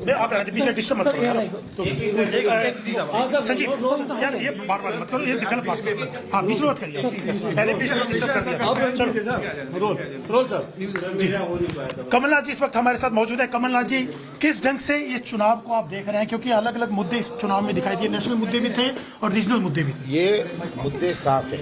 भ्रष्टाचार, मध्य प्रदेश का हर व्यक्ति, जिसमें आप भी हैं, या तो भ्रष्टाचार का गवाह है या भ्रष्टाचार का शिकार है। हर व्यक्ति, भ्रष्टाचार बहुत बड़ा मुद्दा है, ऊपर से लेकर नीचे तक। बेरोजगारी, 1 करोड़ नौजवान बेरोजगार हैं और उनकी भविष्य की कोई उम्मीद नहीं है, और यही नौजवान मध्य प्रदेश का निर्माण करेंगे भविष्य में। किसानों की समस्या, आज किसान भटक रहा है खाद के लिए, किसानों के साथ अन्याय, ये सब बातें जनता के सामने, क्या जनता की आंखें बंद है? इस बार के चुनाव में हिंदू मंदिर तमाम मुद्दे भी छाए रहे कमलनाथ जी। जब बीजेपी को कुछ कहने लायक नहीं बचता, ये हिंदू ले आते हैं, मंदिर ले आते हैं। ये अपनी बात करें, अपनी उपलब्धियों की बात करें। बिल्कुल, एक सवाल हो, आप भी मंदिर में गए, भगवान से आशीर्वाद मांगा, क्या आशीर्वाद मांगा? मैंने मध्य प्रदेश के भविष्य के लिए, मध्य प्रदेश का सुनहरा भविष्य हो, वो आशीर्वाद। ये थे कमल नाथ जी, जिन्होंने साफ तौर से कहा कि उन्होंने मध्य प्रदेश की जनता के लिए आशीर्वाद मांगा कि उनका भविष्य उज्जवल हो और विकास हो। कैमरामैन संजीव के साथ अशोक सिंघल, छिंदवाड़ा आज तक। You heard Kamal Nath said, and who has been a Hanuman Bhakt. He's built a big statue of Hanuman in Chhindwara, has cast his vote, offered prayers. He said, why does the BJP always bring in religion? What about their achievements? But the fact is, as you heard, the reason these netas are making these comments is because it is a high-stakes election for the Congress to win again and to retain the government. For the Bharatiya Janata Party, biggest test for Shivraj Singh Chauhan, who's been a chief minister for about 18 years and so. Paulami Saha is joining me on the latest on that. Let's go across to her. Paulami, 7 members of parliament, 3 union ministers have been propped up as multiple faces from the Bharatiya Janata Party. Meanwhile, Union Minister Narottam Tomar also, Narottam Mishra, I correct myself, Narottam Mishra, who's been a minister in Madhya Pradesh, is speaking. Let's go across. लोकतंत्र का महापर्व एक सामूहिक हो जाए। लगाओ सब लगाओ जी। लोकतंत्र के इस महापर्व पर आप जनता से क्या कहेंगे? क्या समर्पित है राष्ट्र के लिए लोकतंत्र का? देखिए, कमल का बटन दबाइए, इसकी खुशियां हिंदुस्तान में मनती हैं। दूसरा कोई दल जीतेगा तो खुशियां पाकिस्तान में मनेंगी। इसके लिए आवश्यक है कि राष्ट्र हित को सर्वोपरि मानते हुए कमल का बटन दबाएं। कमल का बटन मध्य प्रदेश में जब व्यक्ति दबाएगा तो सेना सीमा पे सैनिक की बाजुएं मजबूत होंगी। पाकिस्तान में दहशत होगी कि मोदी जी जीत रहे हैं। कमल का बटन दबाने से आतंकवादियों में दहशत होती है और इसलिए कमल का बटन दबाना चाहिए। जो भी सीमा पे नहीं जा पाते हैं देश की सेवा के लिए, ये एक सेवा का अवसर है। सबको कमल का बटन दबाएं और राष्ट्र हित में अपना योगदान करें। अपना योगदान वो विकास के लिए करें माननीय मोदी जी के नेतृत्व में। माननीय मोदी जी ने ये कमल का बटन कहा है। कमल का बटन यहाँ दबता है, आवास आता है गरीब के लिए। कमल का बटन दबाते हैं आप तो शौचालय आता है गरीब के लिए। कमल का बटन दबाते हैं तो निःशुल्क खाद्यान्न आता है मोदी जी के द्वारा। कमल का बटन दबाते हो तो कोरोना जैसे आपातकाल में भी मोदी जी ने वैक्सीन का निर्माण करके देते हैं। ये एक कमल के बटन की विशेषता है कि वंदे भारत ट्रेन आती है इस कमल के बटन दबाने से। ये कमल के बटन दबाने से देश में शांति आती है। कमल का बटन दबाने से देश में सुरक्षा आती है। कमल का बटन दबाने से देश में संपन्नता आती है। सनातन की मजबूती के लिए भी कमल का बटन आवश्यक है। बिल्कुल निश्चित रूप से सनातन की मजबूती, वो जो लोग सिर्फ सनातन पर ही सवाल उठाते हैं, इसके लिए भी कमल का बटन दबाना जरूरी है। तो इस चुनाव में पाकिस्तान भी आ गया। पाकिस्तान आने गया है कि वहाँ जो आतंकवादी हैं उनमें दहशत आती है। अच्छा, मतलब मध्य प्रदेश में भाजपा जीतेगी और पाकिस्तान में दहशत आएगी। क्यों आतंकवादी में दहशत आएगी भाई कि मोदी जी की पार्टी जीत रही है? अच्छा, मोदी जी का यानी जो इम्पैक्ट होगा, आप ये कहना चाहते हैं कि अगर भाजपा हारती है तो पाकिस्तान और इस्लामाबाद में फुलझड़ियां छोड़ी जाएंगी? छोड़ी जाती हैं। जब हारती है, कर्नाटक का परिणाम देखा था ना अपन, उदाहरण है। बड़ा मशहूर है। India today, Narottam Mishra is joining India today. का इरादा क्या है? विकास का वादा। विकास और विकास, सिर्फ विकास। ठीक है। Narottam ji, India Today is joining with Narottam Mishra right now. आप अभी वोट डालने के लिए गए, बड़ा बयान इस वक्त दे रहे हैं कि जब बीजेपी जीतती है तो पाकिस्तान में मातम फैलता है। इस तरह का बयान क्यों? आतंकवाद के आतंकवादियों में दहशत आती है, मातम नहीं, दहशत। जी, दहशत आती है। लेकिन अब एमपी के वोट का पाकिस्तान से क्या कनेक्शन है सर? मोदी जी का है भाई। मोदी जी जब भी जीतते हैं, इस देश में आतंकवाद का खात्मा किया है मोदी ने। लेकिन एक और सवाल सर, पोलिंग स्टेशन के अंदर कैमरास अलाउ किए गए, इसको लेके अब कांग्रेस कहीं ना कहीं हंगामा खड़ा करेगी? करे पर मुझे नहीं मालूम किसने किए, वो जाने, उनका काम जाने। कांग्रेस की तरफ से कहा जा रहा है कि आप लोग मनी मसल का और शराब का जब हारते हैं तो ऐसे ही कहते हैं वो। अभी तो थोड़ा रुको, आप ईवीएम का कहेंगे, थोड़े 3 तारीख को ईवीएम का कहेंगे। मुख्यमंत्री का चेहरा क्यों नहीं दिया आप लोगों ने, ये सवाल लगा। हमारे पास इतना बड़ा चेहरा माननीय मोदी जी का है, कहाँ छोटी बातें कर रहे हैं, पूछो। ठीक है।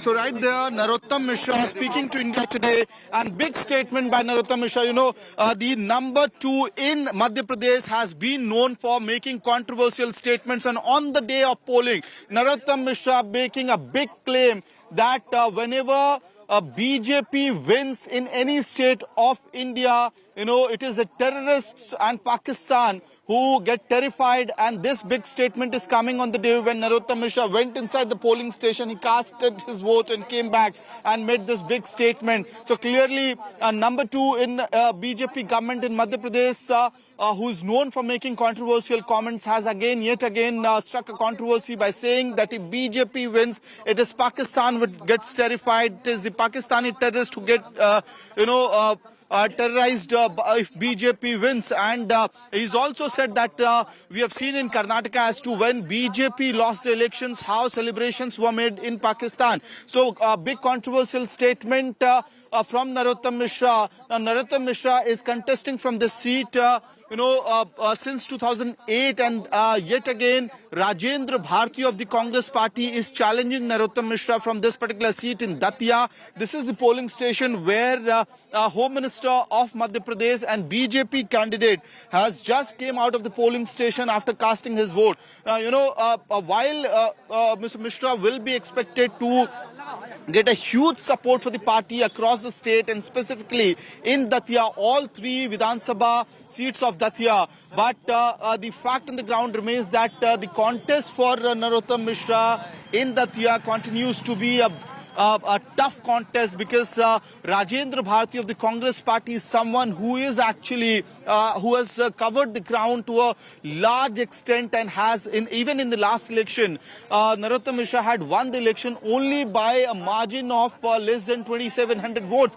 And people on the ground are saying that this time around as well, this contest is pretty close, and there are talks about whether there will be anti-incumbency factor which will affect the elections, which will impact the Very polling. interesting. You know what, Amit, you've got us that it's a state assembly election, and we thought while it's very crucial just for 2024 Lok Sabha polls, it's also as important with regard to Pakistan. Narottam Mishra, known for his very controversial, polarizing comments as well, has now said that there is a sort of fear in Pakistan if the BJP wins, whether in state or at the center, and basically saying it's the Modi factor that's working. It's not as much about the local leadership. It is about as much about Modi factor, the biggest neta the party has. Very interesting. Remember from Kamal Nath, the Hanuman Bhakt taking on BJP's Hindutva. It is the Bharatiya Janata Party saying that it is our Modi factor, the biggest leader who even Pakistan fears. They don't want us to win. So all sorts of comments and reactions coming in from the netas. Polling has started. Let me take you through some of the details coming in from Madhya Pradesh, for example. Madhya Pradesh is the big state with 230 constituencies. And this is going to be important both for the Congress party as much as for the Bharatiya Janata Party. Here's why. Let me take you through first. Let's go through the seats just for a quick background for you to understand. 230. Congress had 114 in 2018. BJP had got 109. They didn't get the tribal votes as much. While the Congress had won, it was, remember, the rebellion of Jyotiraditya Scindia that the government collapsed and the BJP returned to government. Shivraj Singh Chauhan managing now over 18 years, almost about, of the government. And that's why can he beat the anti-incumbency factor this time? A number of important, interesting candidates. Of course, the highlight will be BJP's General Secretary Kailash Vijay under whose leadership at a senior level, at a central level, that the campaign has been run. There is, of course, Kamal Nath of the Congress party, who has been 9 times Member of Parliament, from former Chief Minister, will want the Congress party to win again, and possibly he becomes the Chief Minister. There are, of course, for example, Jeetu Patwari, a young face, former Minister, Sports, Education, Youth. They will also be forming, and there are other candidates too. Narottam Mishra, who we just heard. But of course, who will be the highlight? Who faces the biggest challenge in Madhya Pradesh? And that is Shivraj Singh Chauhan. whether, as he says, Ladli Behna to Lakpati Behna he wants to do next. Will he get that opportunity, or will it be the Congress party becoming a game changer? Our colleagues continue to be on the ground from Madhya Pradesh, different constituencies, and we'll be going across to them, but also Chhattisgarh. 70 seats for Chhattisgarh's second phase. That and more after a very short break. Stay tuned. You're watching India Today. It's the big election day for Madhya Pradesh and Chhattisgarh.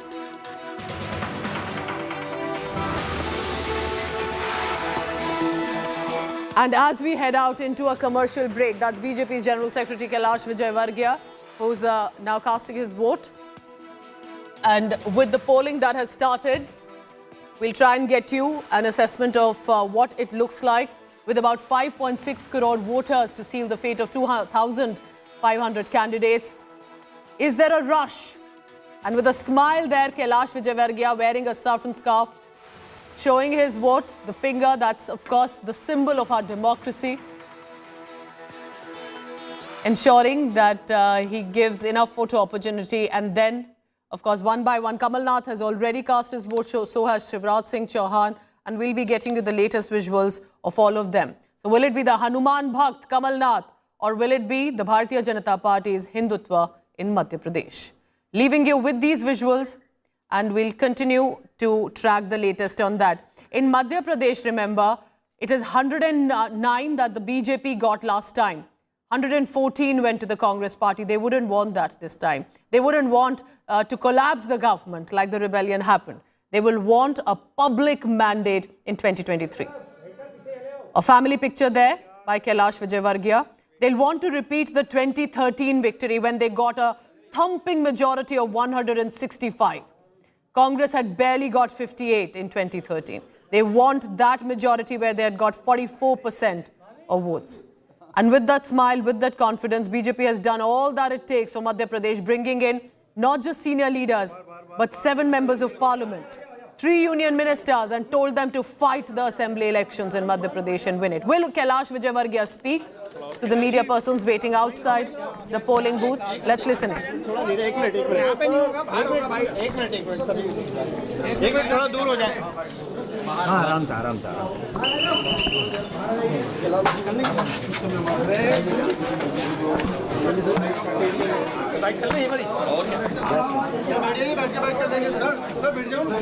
A bit of restraint from Kailash Vijay this morning as he's cast his vote, not really made a comment.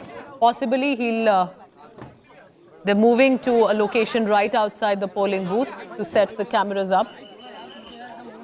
Remember, as much as comments can be made today by these netas who cast vote, they'll have to be very cautious too, slightly careful in what they say. There is a strong model code of conduct.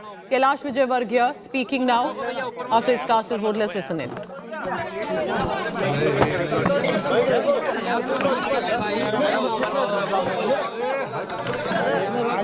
दिखेगा नहीं audio के लिए चाहिए अरे audio मेरा भी तो है अच्छा हाँ मैं दिल्ली बिल्कुल नीचे हाथ ले लूँगा देख रख दो अरे mic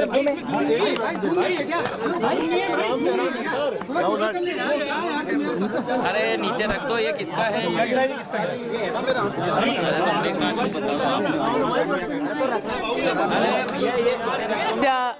You know, for him, and he's a senior BJP leader, one can call him a veteran, and he had said he was slightly surprised when his name came on the list to contest elections. He didn't have a desire at that point. But when he was given the responsibility, then he went all out. I've launched all sorts of campaigns, a recent high-tech campaign as well that he had launched, and took the responsibility. But the 67-year-old leader, the BJP's General Secretary, has been told to contest the assembly elections from Madhya Pradesh. He's been fielded from Indore, 1 assembly seat.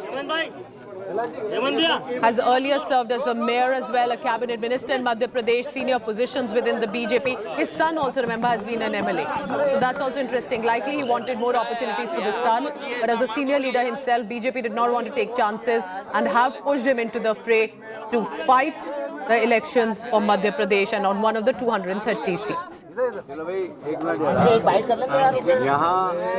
पत्रकार परिषद बोलना उचित है क्या? यहाँ बात करना उचित है क्या? जैसे 100 मीटर दूरी होना 100 मीटर दूर होना चाहिए। जी भाई साहब, बहुत बढ़िया, बहुत बढ़िया। Before he speaks, knowing fairly well, and this is where political experience comes in, he realizes this could be a controversy. There's a model code of conduct that you cannot speak very close to the polling booth, cannot campaign, cannot put out any political statements.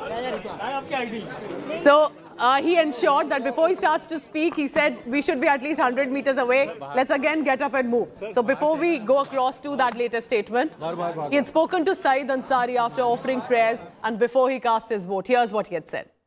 खाया हूँ, देखिए पोहा है, सेब है, नींबू है और जीरावन के बिना हमारा जो पोहा है वो इंदौरियों का पूरा नहीं होता। ये जो जीरावन, कैलाश जी, राजनीति का आपका जीरावन क्या है? राजनीति का जीरावन तो बहुत बढ़िया है, क्योंकि राजनीति के जीरावन में मोदी जी के विकास कार्य और गरीब कल्याण की योजनाओं का टेस्ट है, और इसलिए भारतीय जनता पार्टी भारी बहुमत से सरकार बना रही है। कौन सा ऐसा मुद्दा है जो आपको लगता है कि भारी बहुमत से आप सरकार बना रहे हैं? 1, 2, 3। गरीब कल्याण सबसे पहला मुद्दा है, जिसमें हमने गरीबों के लिए प्रधानमंत्री आवास, महिला सशक्तिकरण के लिए हमने काम किया है। दूसरा पॉइंट ये है। तीसरा ये डेवलपमेंट मध्य प्रदेश में बहुत हुआ है। जब 2003 में हम सरकार में आए थे, 7 लाख हेक्टेयर में ही खेती होती थी, आज 45 लाख हेक्टेयर में खेती होती है। ये सड़कों की बात करें, जब मैं पीडब्ल्यू मिनिस्टर था 2004 में, तो 60,000 किलोमीटर सड़कें थी, आज 5 लाख किलोमीटर सड़कें हैं, और वो 60,000 किलोमीटर में सिर्फ 4 किलोमीटर सड़क ऐसी थी जिसमें एक भी गड्ढा नहीं था, देवास बाईपास की। पूरे प्रदेश में गड्ढे ही गड्ढे वाली सड़कें थी। आज 5 लाख किलोमीटर सड़कें हैं जिसमें गड्ढे नहीं हैं। All right, so comments being made by netas, vote being cast. It's an important day for the parties, and we'll continue to track the latest on that. 230 seats for Madhya Pradesh, 70 for the second phase of Chhattisgarh. Big week specifically in Madhya Pradesh. I'm leaving you with these visuals, but also to ensure that you're always updated with election news. Do not miss with 5 assembly states that are heading for polls, 2 big ones today. You can scan the QR code as well on your screen. And with that, you can always stay updated with election updates. I'll be bringing you more news right after this break. Election, of course, our top story of the day. Thank you for watching.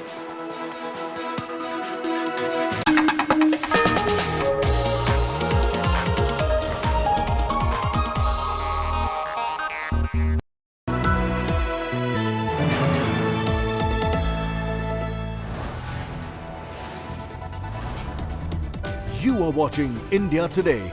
Powered by Finest, Be Sustainable Change, a BNP Group company. सपने ले लिए, सिस्कियां दे दी, हौसला न दिया, हिचकियां दे दी, और तेरे यहाँ भी लफ्जों के माने अजीब हैं। ये तूने किस तरह की खुशियां दे दी? मिलिए शैलेश लोढ़ा से, साहित्य आज तक दिल्ली में लाइव। फ्री एंट्री के लिए रजिस्टर करें www.aajtak.in/sahitya पर, या मिस्ड कॉल दीजिए 9310330033। Get ready for an immersive journey into the heart of news, politics, and insights that matter. Join India Today now on WhatsApp with the #1 election team as we gear up for the upcoming assembly elections. Do scan the QR code. Join India Today now on WhatsApp. Follow these steps. Open WhatsApp on your phone. Check for a new updates tab. Select Find Channel and type India Today. After finding the channel, tap the Follow button.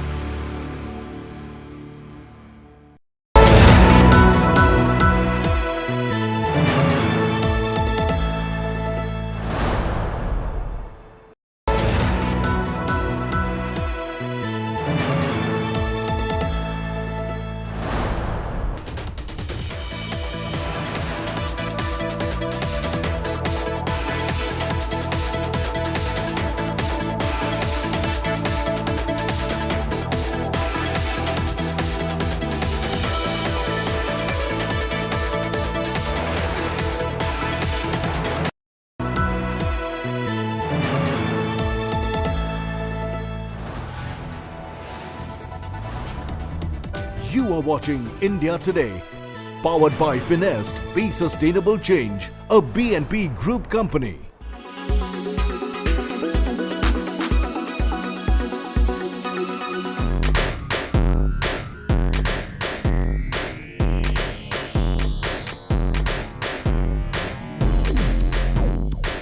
The world of skincare is rapidly changing with new power ingredients making way. For instance, retinol can soon be passé probably thanks to bakuchiol, which does the same job as retinol with minimal side effects. Even Deepika Padukone stabs it. Retinol is not well tolerated by many, causing intense sensitivity to some. Bakuchiol, on the other hand, can be called retinol's gentler cousin, which is natural, less irritating, and a vegan alternative. Deep exfoliating scrubs are now replaced with peeling pads with glycolic and salicylic acid, which is Dermat approved. I tried them and found them even better than the in-clinic peels. FCL, for instance, is specially formulated for the Indian skin. You know, acid pads don't suit every skin. You have to take advice, professional advice, before you start using them, because some skins just react to them.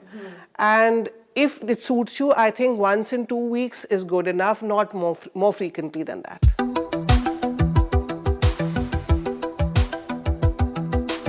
Natural is overrated. Everything natural is not good for your skin. Even poison ivy is natural. Does that mean you start applying or having it? No, right? If you are trying to look at natural options, look for products that are of medical grade, that contain only pure, high-quality ingredients that are natural but far more concentrated to help treat and heal with myriad skin concerns. My personal favorite is vitamin C serum and an active serum that treats the skin well.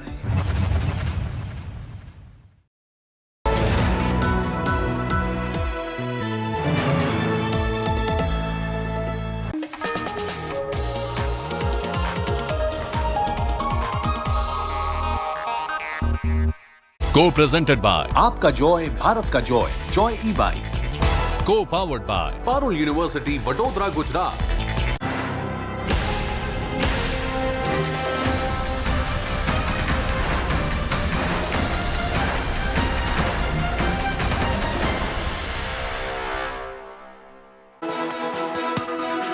Polling has started in the state of Madhya Pradesh. 230 constituencies, very crucial for the Bharatiya Janata Party to win this election, and even more important for the Congress Party to win it like they did in 2018 and retain the government. For now, it is the biggest challenge for Shivraj Singh Chauhan. Over 18 years of government that he has been, this is the biggest challenge. Will it be an anti-incumbency that will work against him, or will it be the Ladli Behna scheme that will work? Madhya Pradesh is a single-phase assembly election. It will set a stage, however, not just between the ruling BJP and the Congress Party, but also for 2024. Chief Minister Kamal Nath, who's cast his vote in Chhindwara. Ahead of the big day, Chief Minister Shivraj Singh Chauhan also offered prayers at a temple in Sehor. Other BJP senior leaders, for example, Kailash Vijay, who's the Bharatiya Janata Party General Secretary, also offered prayers, has cast his vote. BJP's Minister Narottam Mishra also even said Pakistan will celebrate if Bharatiya Janata Party loses the elections in Madhya Pradesh. It's a litmus test for the BJP, whether about 18 years of government, or for the Congress Party to regain control after the 2020 debacle. Both are dominating the electoral narrative. Visuals on your screen as polling has started, and people, of course, showing the finger of democracy. This is with regard to the votes that have been cast, and it's good to see a lot of youngsters as well. There are, remember, first-time voters that will play a very crucial role for them. Shivraj Singh Chauhan has always been the Chief Minister. So that is going to be very important, whether they want change or whether they want to stay with Shivraj Singh Chauhan as the CM. भैया लाडली बहनों के भाई, अब क्या आशीर्वाद दिया बहनों ने? अभी आपने और लाडली बहनों का भाई हूँ। इस समय पूरे प्रदेश में मैं जहाँ जाता हूँ, सबसे पहले बहनें दौड़ के आती हैं, गले लगती हैं, भावुक हो जाती हैं। ये मेरे लिए अद्भुत और अभूतपूर्व है। ये नियम है लगातार इसी तरीके से जब सब मुख्यमंत्री यहाँ पे लगातार विधानसभा का चुनाव लड़ते आए हैं, कोई भी चुनाव या महत्वपूर्ण कार्य होता है, इन नियमों का पूरा पालन करते हैं, घर से बाहर निकलते हैं और 1990 से लेके अब तक 6वीं बार के प्रत्याशी हैं। घाट भी बदला है और लोगों की जिंदगी भी बदली है। अब तो मेरे मन में एक संकल्प है, लाडली बहना के बाद लखपति बहना अभियान, अपने सेल्फ डिपेंड हो, अपने पैरों पर खड़ी हो, लखपति बने। आप क्या मान के चलते हैं? लेकिन आखिरकार में तो एमपी के मन में मोदी, एमपी के मन में मामा। मैं भारतीय जनता पार्टी का कार्यकर्ता और मध्य प्रदेश की जनता का विनम्र सेवक। So let's go on the ground. Hemendra Sharma is now joining me. Hemendra, you were telling us about Kamal Nath earlier. Let's also talk how interesting this election is with regard to rebels, for example, or who turned the tide and shifted sides from 2018 contesting on Congress. They're now with the Bharatiya Janata Party. One, how has the polling been like? And tell us about how interesting this election is for Madhya Pradesh. Well, polling is slowly but steadily picking up. People are coming out of their houses and queuing outside polling booths. As you can see behind me, this is in Chhindwara, Sausar.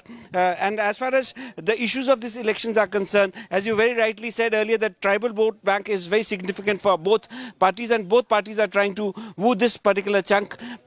Which party is successful, that remains to be seen. But other than the tribal vote, the Bharatiya Janata Party and the Congress, both parties are also trying to woo the women voters. The Congress party initially announced 1,500 rupees for women voters. Kamal Nath claims that he was the one who first announced 1,500 rupees for underprivileged women, and that was taken over by the Bharatiya Janata Party. Shivraj Singh Chauhan came up with his own Ladli Behna Yojana, through which 1,250 rupees are now being transferred to the accounts of around 1.25 crore women every month. The BJP claims that this would be increased to 3,000 rupees. That's the announcement that Shivraj Singh Chauhan has made. But Shivraj Singh Chauhan is certainly not the chief ministerial face of the Bharatiya Janata Party. They have this time around decided not to project him as the chief minister, understandably so, because 18.5 years of anti-incumbency, and to deflect this anti-incumbency, the Bharatiya Janata Party has fielded... Hemendra, stay on with me. Shivraj Singh Chauhan, the incumbent chief minister, speaking. प्रदेश के विकास के अभूतपूर्व काम किए हैं, बीमारू प्रदेश को विकसित राज्य बनाया है, और अब हम मध्य प्रदेश को सर्वश्रेष्ठ राज्य बनाना चाहते हैं देश का।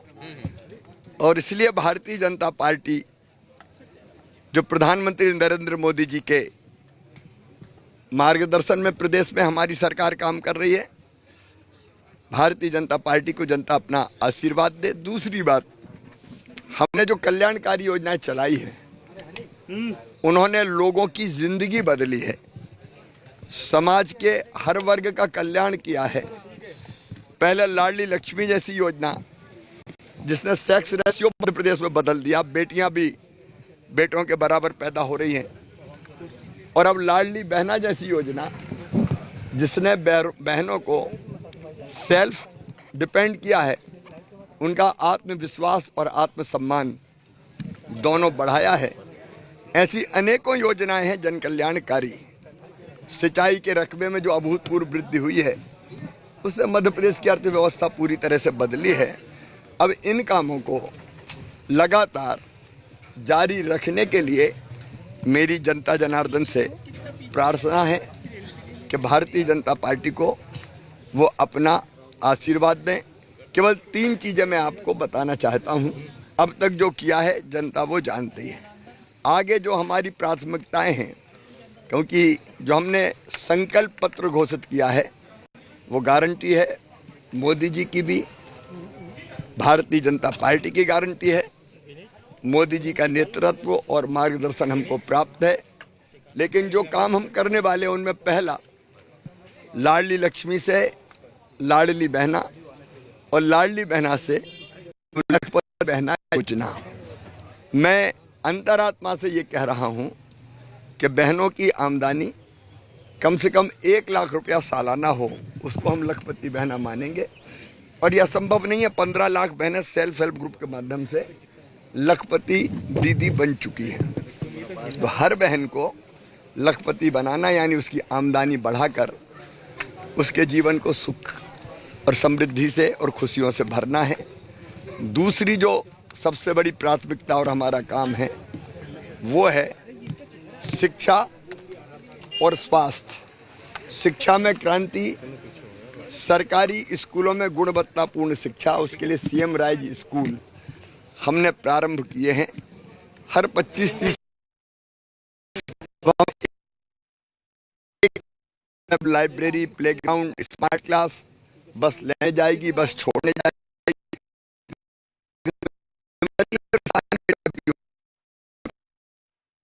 शिक्षा दे सकें, स्वास्थ्य, मेडिकल कॉलेज की संख्या में अभूतपूर्व वृद्धि की है और बाकी लगातार प्रयत्न जारी है। लेकिन आयुष्मान भारत योजना के साथ हमारा संकल्प है कि केवल 5 लाख रुपए नहीं, अगर गंभीर बीमारियों में ज़्यादा खर्च होगा तो राज्य सरकार अपनी तरफ से वो व्यय वहन करेगी, ताकि गरीब और मध्यम वर्गीय भाई बहन अपने इलाज के लिए आश्वस्त हों। किसान की जिंदगी में और खुशहाली लाना, इसलिए सिंचाई के रकबे के साथ साथ प्रधानमंत्री किसान सम्मान निधि, मुख्यमंत्री किसान कल्याण योजना और उसके साथ हम ये भी विचार कर रहे हैं कि बाकी सब्सिडियां समाप्त करके सीधे किसान के खाते में हम ज़्यादा पैसा डालें और गेहूं हम न्यूनतम समर्थन मूल्य से ऊपर बोनस देके 2700 रुपया कुंटल खरीदेंगे। धान हम 3100 रुपया कुंटल खरीदेंगे। 0% ब्याज पे कर्जा देंगे। किसान की जिंदगी में समृद्धि लाना, यह हमारा उद्देश्य है। गरीब कल्याण भारतीय जनता पार्टी का संकल्प है। इसलिए प्रधानमंत्री जी द्वारा दिए जा रहे निःशुल्क राशन के अलावा हर परिवार को मध्य प्रदेश के पक्की छत देना है। इसलिए हमने सीएम लाडली बहना आवास योजना भी बनाई है और कोई बिना जमीन के ना रहे, इसलिए गांव में भी मुख्यमंत्री भू आवासीय अधिकार योजना के अंतर्गत हम पट्टे दे रहे हैं। आगे किसी को हम वंचित नहीं रखेंगे। संकल्प पत्र में जो बात कही गई है उस एक एक बात को हम पूरा मोदी जी के मार्गदर्शन में करेंगे। कल रात को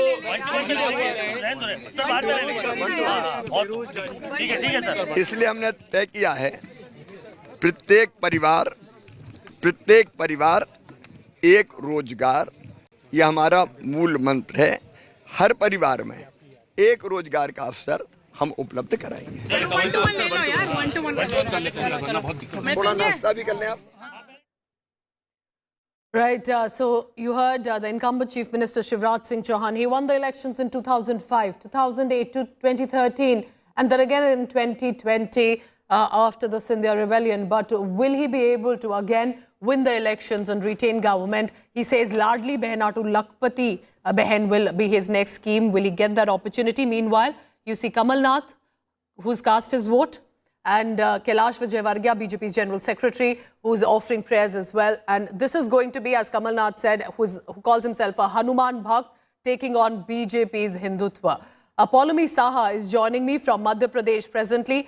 Paulami, like we were trying to discuss earlier as well, what caught Madhya Pradesh's, and for the viewers caught our eye, was how there are about 7 members of parliament, 3 union ministers who've been now pulled in to fight the assembly elections for Madhya Pradesh. So it clearly shows how high stakes this state is, for as much for the Congress party to win again like 2018, but also for the BJP ahead of 2024.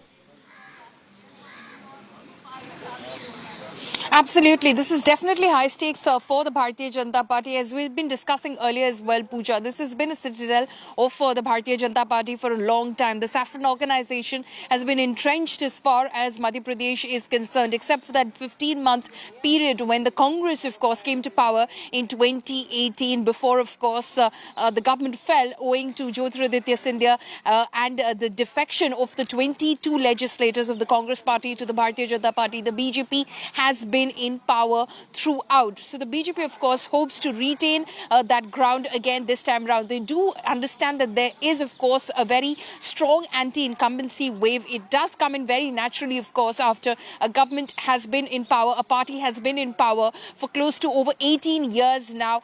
The Chief Minister, of course, a 4-time Chief Minister as well, sensing that, of course, the BJP has experimented with this election in terms of course, having those members of parliament, those 7 MPs, including including 3 union ministers who are considered to be heavyweights in their areas, contest these elections, and also, of course, not naming any chief ministerial face for these elections. So Shivraj Singh Chauhan also hasn't been projected by the Bharatiya Janata Party as its chief ministerial candidate. So clearly, the BJP has tried to keep a tight sort of control over the party, and going into this election, they've decided that they will do so on the face of the Prime Minister and the work of the BJP in Madhya Pradesh. How much of that, of course, pays dividends for the Bharatiya Janata Party come December 3rd, we'll find out.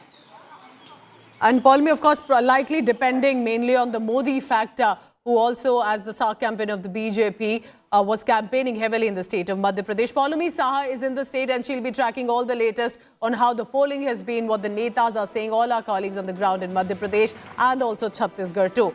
I'm leaving you with these visuals. It's the big assembly election day. Single phase for Madhya Pradesh, the second phase for Chhattisgarh. For one side, Congress party wants to retain government like in Chhattisgarh. For another, BJP will want to return in Madhya Pradesh. That and more after a very short break. Stay tuned. Special telecast on the election day continues after a short break.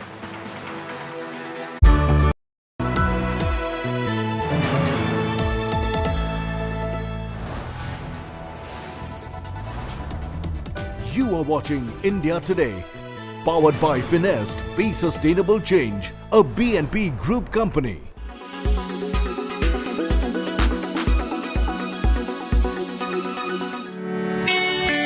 Alia Bhatt,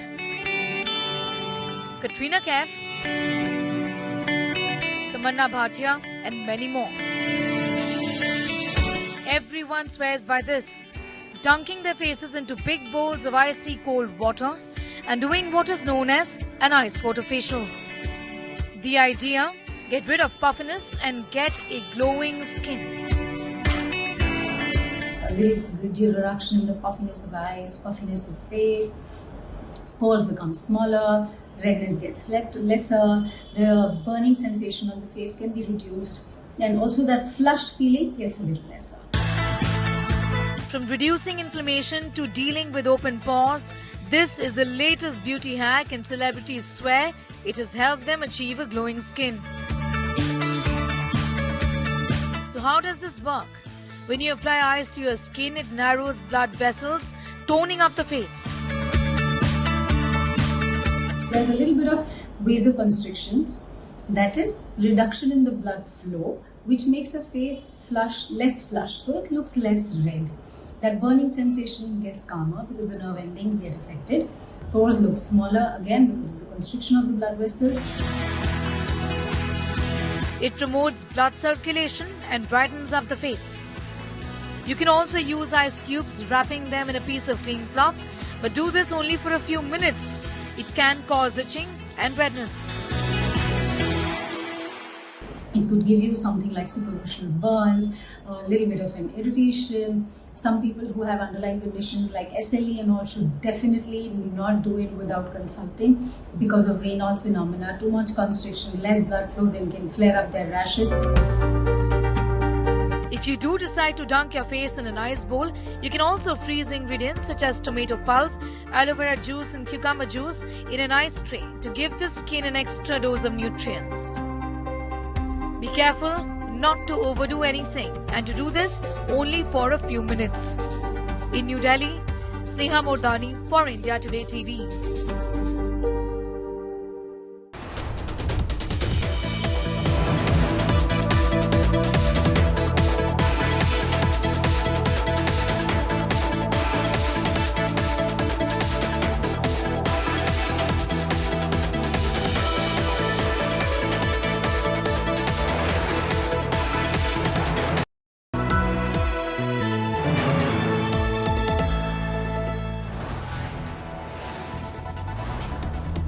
You are watching India Today.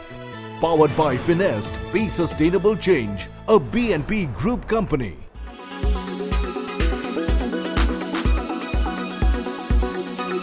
Well, you know, we're on the road yet again, and we're here in the heart of Paris, but with a very special guest in a very special place. Tech Today has exclusive access to the Snapchat AR studio, the home of AR for Snapchat in Paris, and the man who's made all this happen is with me today. Antoine, what a pleasure to have you on Tech Today. Nice to meet you.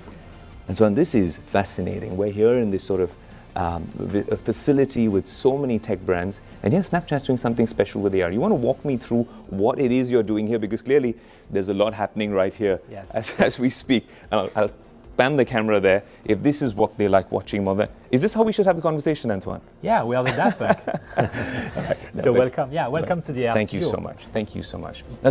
Tell me what you guys are doing here, because clearly there's so much happening. But why Paris? And why have you guys decided that Paris should be the heart of AR for Snapchat? Yeah, we built this AR studio for two main reasons. The first reason is, like, in Paris, there is a big, large cultural scene, as you can imagine. And it was a good match to start in Paris to work with cultural institutions, artists, and musicians in entertainment and in a larger scale. We also have a great community of developers and creators in Paris, and also the best animation school, 3D school, design school. So that's why we are also wanted to start in Paris for those two reasons.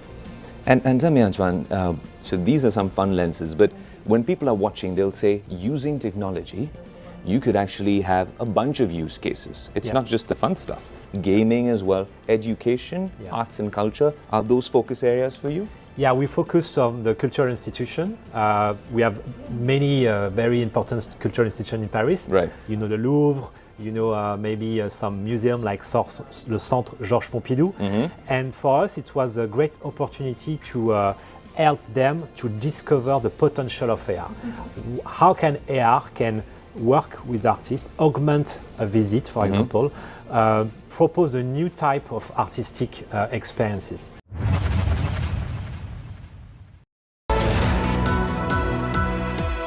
Titan I Plus, expert who cares.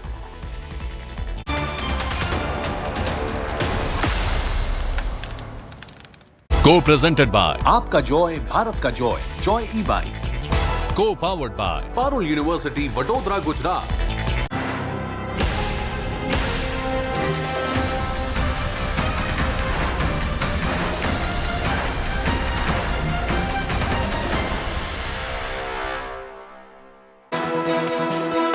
Good morning and welcome to our special telecast this morning. It's of course the election season. Madhya Pradesh single phase 230 constituencies. Shivraj Singh Chauhan, the Chief Minister, BJP will want to ensure they are in the government again. But for Chhattisgarh, it's the second phase, 70 seats. Bhupesh, Baghel, Congress eyeing to continue to be in power in Chhattisgarh. What's been happening on the ground? How's the polling that has started already? Are there long queues or a slow start? Meanwhile, Shivraj Singh Chauhan, incumbent Chief Minister there, he's offering prayers and he's been to different locations. Remember earlier it was the Narmada Aarti. He had been to another temple as well. And before he heads out to finally cast the vote, offering prayers here at one of the temples. Remember, for Shivraj Singh Chauhan, this is the biggest challenge. He has been winning elections for the past 18 years, barring in 2018 when the Congress party won. Till 2020, 15 months, Kamal Nath was the CM, but when the government collapsed after Sindhya rebellion, again, Shivraj Singh Chauhan became the Chief Minister.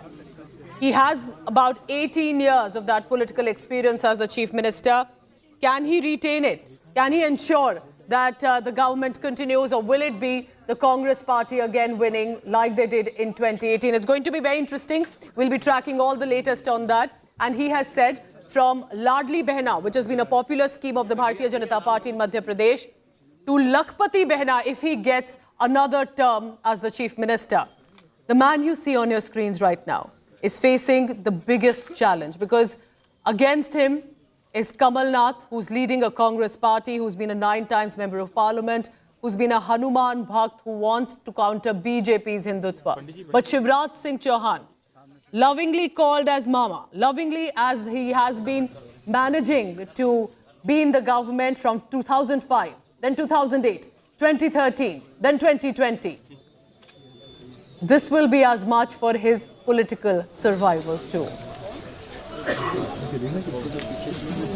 And for this special telecast, I also go on the ground and bring in my co-anchor for this telecast, Paulomi Saha from Madhya Pradesh. Paulomi, we are looking at these visuals of Shivraj Singh Chauhan this morning, going to different locations offering prayers. And perhaps even though a Chief Minister face hasn't been announced by the BJP, he of course still remains that big face for the state. Over to you, Paulomi.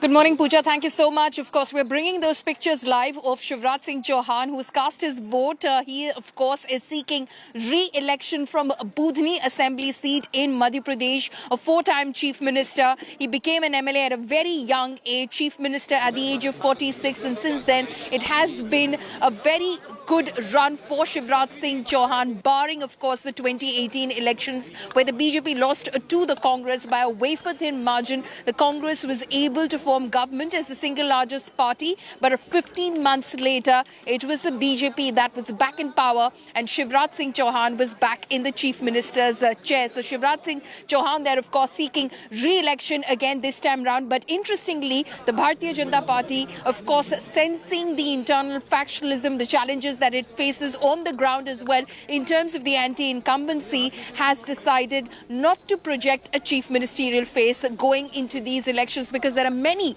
heavyweights as far as the party is concerned, including, of course, a couple of those union ministers who've been fielded by the BJP as candidates in this election, which includes, of course, the agriculture minister, union agriculture minister, as well as, of course, Prahlad Singh Patel, who is seeking, election from Narsinghpur, and Phaggan Singh Kulaste as well. Three union ministers who, in fact, are seeking to be elected into the Madhya Pradesh Legislative Assembly. 7 MPs have been fielded by the Bharatiya Janata Party. So there are many heavyweights. V.D. Sharma, who's the state president of the Bharatiya Janata Party as well. Of course, on the other side, the Congress this time seems to be a bit more united than in previous times, because the Congress has declared that Kamal Nath is their chief ministerial face. The entire party has come into one sort of unit as far as Kamal Nath's leadership is concerned, and the Congress is hoping that what was in fact witnessed in 2018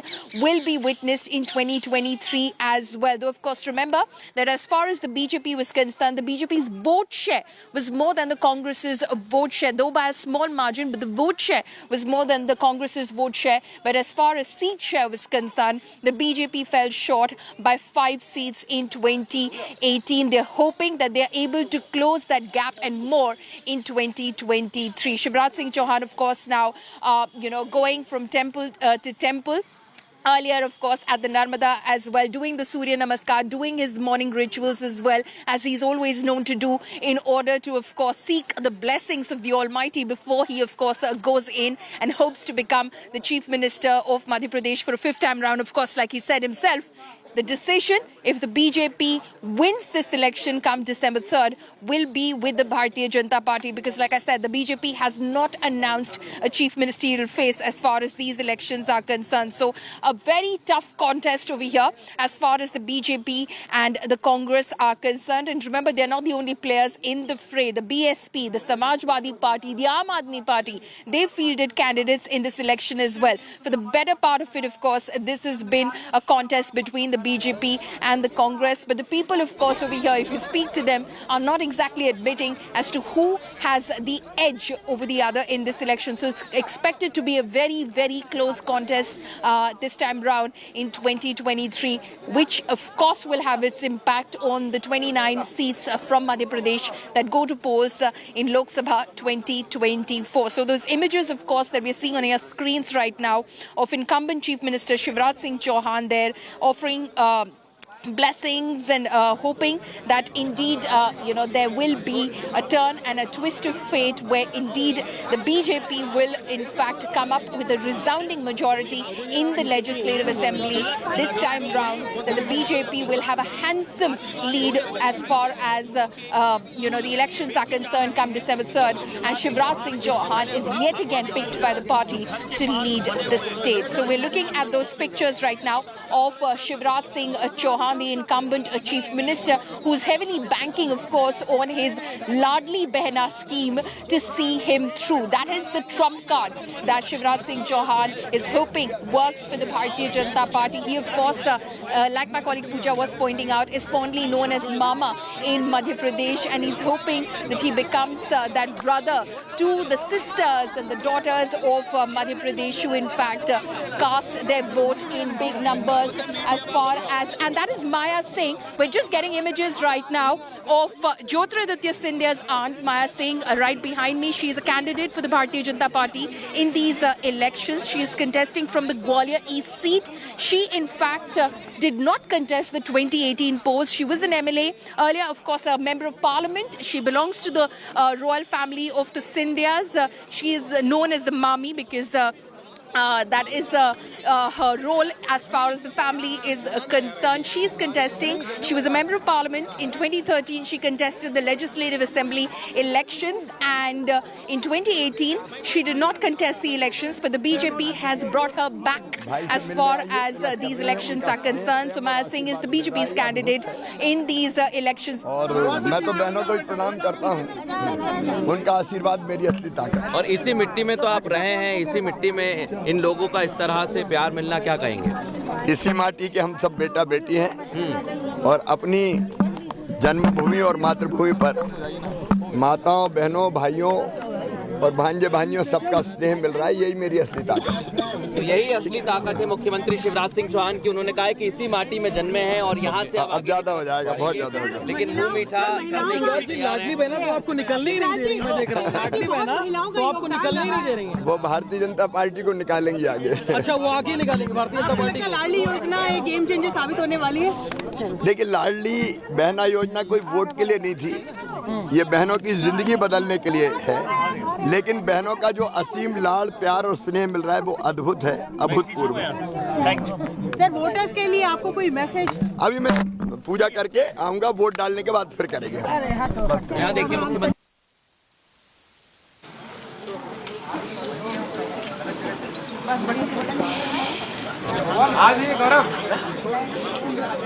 So that is, of course, Shivraj Singh Chauhan, the incumbent Chief Minister of Madhya Pradesh, hoping that, in fact, the love and affection of the sisters and daughters of Madhya Pradesh, the ladli behnas of Madhya Pradesh, see him and the Bharatiya Janata Party through in these elections. The BJP, of course, embarrassed by that small defeat that they suffered at the hands of the Congress Party. Remember, it was a very small margin by which the BJP lost to the Congress in 2018. The Congress hoping that this gap is much more this time round in 2023. So they have a decisive victory, and nothing like the defection of 2020, in fact, trumps them come December 3rd. Let's listen in to Shivraj Singh Chauhan.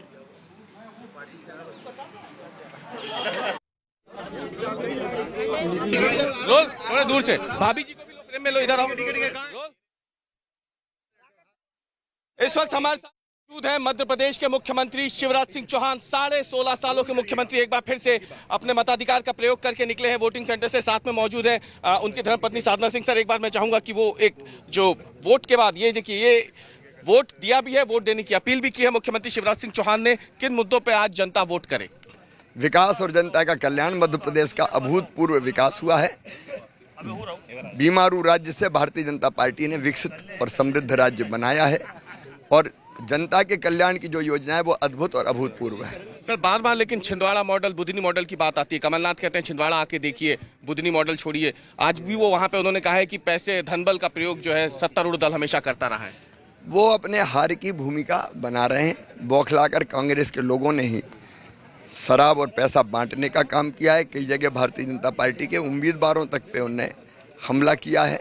ये बौखलाहट का प्रतीक है। जनता BJP के साथ है। सतना में भी सीधी जो पाठक हैं, आपकी प्रत्याशी हैं भाजपा की, उनके घर पे वो हुआ है।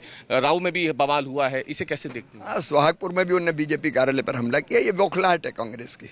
एमपी के मन में मोदी, ये नारे के साथ आप लोग चुनाव में उतरे थे, लेकिन हम देखते हैं कि सभाएं सबसे ज्यादा मुख्यमंत्री शिवराज सिंह चौहान की मांग जो थी सब थी। 165 सभाएं आपने 36 दिनों में कर दी। तो एमपी के मन में मोदी, एमपी के मन में मामा। मोदी जी दुनिया के सबसे लोकप्रिय नेता है।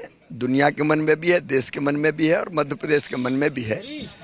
इतना मैं जरूर कहता हूं कि हमने जो जनता की सेवा की है उससे मध्य प्रदेश मेरा परिवार है। मैंने सरकार नहीं चलाई, परिवार चलाया है और परिवार की तरह मैं जनता से प्यार करता हूं, जनता मुझसे प्यार करती है। लाडली बहनों की बात करें, कल आप उनके घर भोजन करने गए, आज आप मत डालने जा रहे थे तो उनसे पहले लाडली बहना आपका तिलक करने आ गई। ये लाडली बहना का फैक्टर इस बार के चुनाव में कितना काम करे? लाडली बहना मेरे लिए राजनीति से ऊपर उठकर है, लेकिन इतना मैं जरूर कहूंगा, कई बार मैं भावुक हो जाता हूं, उनका अभूतपूर्व प्यार और आशीर्वाद मिल रहा है। शिवराज सिंह चौहान अपने आप को किस रोल में देखते हैं? पांव वाले भैया, मामा या फिर भाई?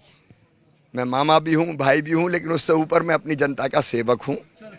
16.5 सालों के मुख्यमंत्री से मैं बात कर रहा हूं शिवराज सिंह चौहान से। एक आखिरी सवाल, 3 दिसंबर के बाद क्या मैं ये कहूं कि अगले मुख्यमंत्री, भावी मुख्यमंत्री भी शिवराज सिंह चौहान ही भाजपा की तरफ से होंगे? जनता पार्टी तय करेगी, जनता और पार्टी। बहुत बहुत धन्यवाद। बात करने लगे थे मध्य प्रदेश के मुख्यमंत्री शिवराज सिंह चौहान, जिन्होंने अपनी धर्मपत्नी, अपने पूरे परिवार के साथ अपने गृह गांव जैत में वोट डाला और आज तक एक्सक्लूसिव बातचीत की है वोट डालने के बाद। कैमरामैन अमरीश के साथ अवीश पाल सिंह, भोपाल।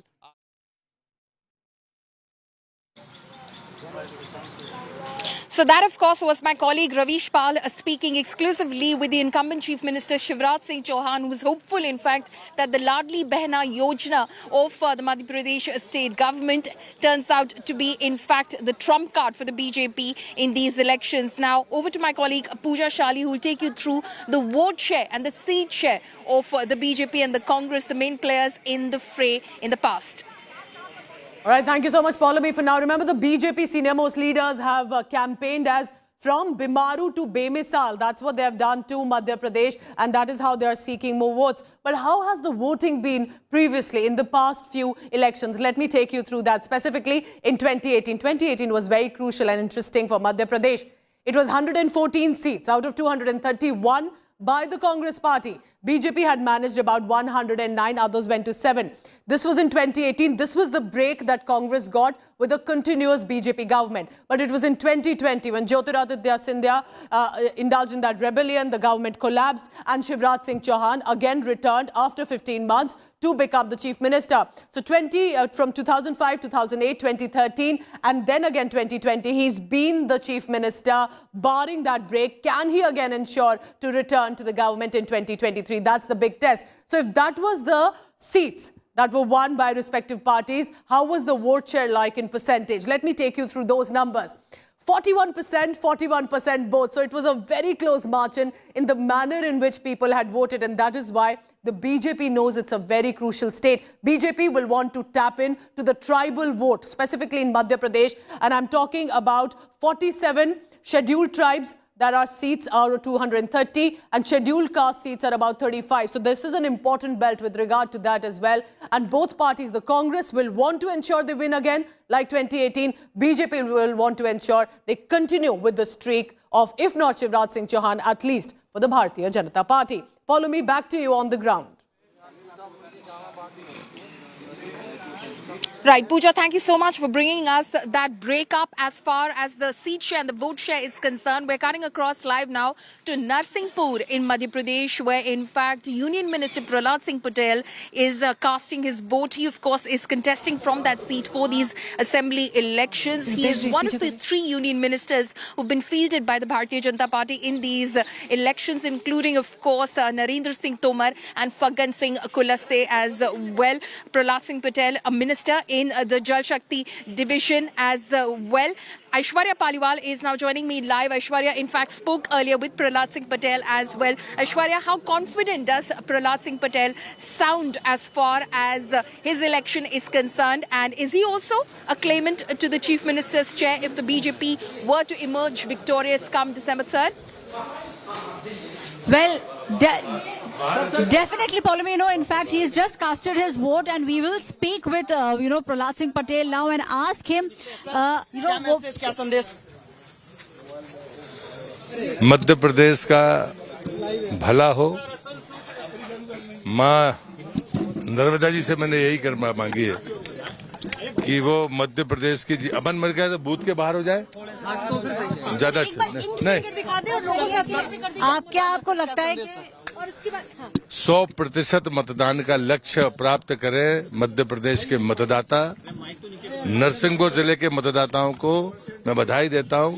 मैं लगभग 8वें बूथ पर हूं। 14% से ज्यादा मतदान हो गया है। इसलिए मैं फिर यही अपील करूंगा कि हम 100% मतदान के प्रति अपना कदम आगे बढ़ाएं। अपन बाकी अपन एक मिनट बाहर बात कर लें। कितना बदलाव देख रहे हैं? एक निवेदन अपन उसके बाद प्रहलाद जी, क्या आपको लगता है क्या आपको लगता है कि इस बार भारतीय जनता एक निवेदन अपन इसके बाहर हो जाएं, नहीं तो वो मध्य प्रदेश में शराब में पैसा बांटा जा रहा है। वोट करके अभी तुरंत यहाँ से बाहर निकल रहे हैं। अपन इसके बाहर बात कर लेंगे। 18 और 23 में कितना बदलाव देख रहे हैं सर? एक सॉरी, यहाँ से बात कर सकते नहीं वहाँ नहीं, उसके गेट के बाद अभी पोलिंग मैं उम्मीदवार हूँ। Paul, this is the minister who's just casted his vote, now stepping out of the booth and also answering questions about the questions that the Congress party and specifically Kamal Nath has been asking over the past many times. We have seen how over the past 48 hours, Paul, there have been a lot of allegations which have been made with regards to the distribution of cash and also liquor. So we have seen how those allegations have been made by the Congress party, and also we have seen the barb and the war of words that took place between Priyanka Gandhi on one side and Jyotiraditya Scindia on the other side. So this definitely is a tough battle for both the parties, both of them now trying to make sure that they are the ones who actually win. And now Prahlad Patel, the minister, after casting his vote, speaking. 18 और 23 में कितना अंतर देख रहे हैं? Right, Aishwarya, thank you so much for bringing us that live report. Aishwarya, they're tracking Prahlad Singh Patel as he casts his vote in Narsinghpur. He is a union minister who's been fielded by the BJP in these assembly elections. We're getting some breaking news that's coming in right now. This after Shivraj Singh Chauhan has spoken with the media. He's been temple hopping, remember, seeking blessings of the Almighty for a re-election. And he's hopeful, of course, that he will become the next chief minister of Madhya Pradesh. But remember, the BJP has not declared a chief ministerial phase going into these assembly elections. He, of course, told the media that it will be the BJP and the voters' decision as to who exactly will be the next chief minister. But speaking about his flagship Ladli Behna Yojana, he said that Ladli Behna is bigger for me than politics. So Shivraj Singh Chauhan banking heavily on this policy program of the state governments, hoping that it pays the dividends as far as the BJP is concerned going into these assembly elections. Remember that this in fact was something that the BJP announced immediately after the Congress announced its Nari Samman Nidhi. Let's listen in to incumbent Chief Minister Shivraj Singh Chauhan. अनेकों योजनाएं हैं जन कल्याणकारी। सिंचाई के रकबे में जो अभूतपूर्व वृद्धि हुई है उससे मध्य प्रदेश की अर्थव्यवस्था पूरी तरह से बदली है। अब इन कामों को लगातार जारी रखने के लिए मेरी जनता जनार्दन से प्रार्थना है कि भारतीय जनता पार्टी को वो अपना आशीर्वाद दें। केवल 3 चीज़ें मैं आपको बताना चाहता हूँ। अब तक जो किया है जनता वो जानती है। आगे जो हमारी प्राथमिकताएं हैं, क्योंकि जो हमने संकल्प पत्र घोषित किया है वो गारंटी है मोदी जी की भी, भारतीय जनता पार्टी की गारंटी है। मोदी जी का नेतृत्व और मार्गदर्शन हमको प्राप्त है। लेकिन जो काम हम करने वाले हैं उनमें पहला लाडली लक्ष्मी से लाडली बहना और लाडली बहना से अब लखपति बहना योजना। मैं अंतरात्मा से ये कह रहा हूँ कि बहनों की आमदनी कम से कम 1 लाख रुपया सालाना हो, उसको हम लखपति बहना मानेंगे। और यह संभव नहीं है, 15 लाख बहनें सेल्फ हेल्प ग्रुप के माध्यम से लखपति दीदी बन चुकी हैं। तो हर बहन को लखपति बनाना यानी उसकी आमदनी बढ़ाकर उसके जीवन को सुख और समृद्धि से और खुशियों से भरना है। दूसरी जो सबसे बड़ी प्राथमिकता और हमारा काम है वो है शिक्षा और स्वास्थ्य। शिक्षा में क्रांति, सरकारी स्कूलों में गुण।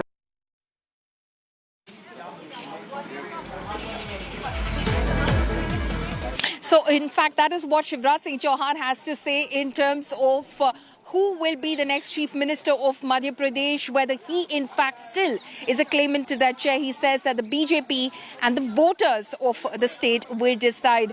Handing it over again to my colleague Pooja Shali, who will take you through the key candidates who are in the fray in this assembly election from Madhya Pradesh. Over to you, Pooja. So Madhya Pradesh is one state which has seen a lot of wildcard entries, a lot of union ministers, in fact 7 members of parliament, 3 union ministers from the Bharatiya Janata Party, and even the Congress party has a lot of interesting faces amid all the assembly states that are heading for elections this time.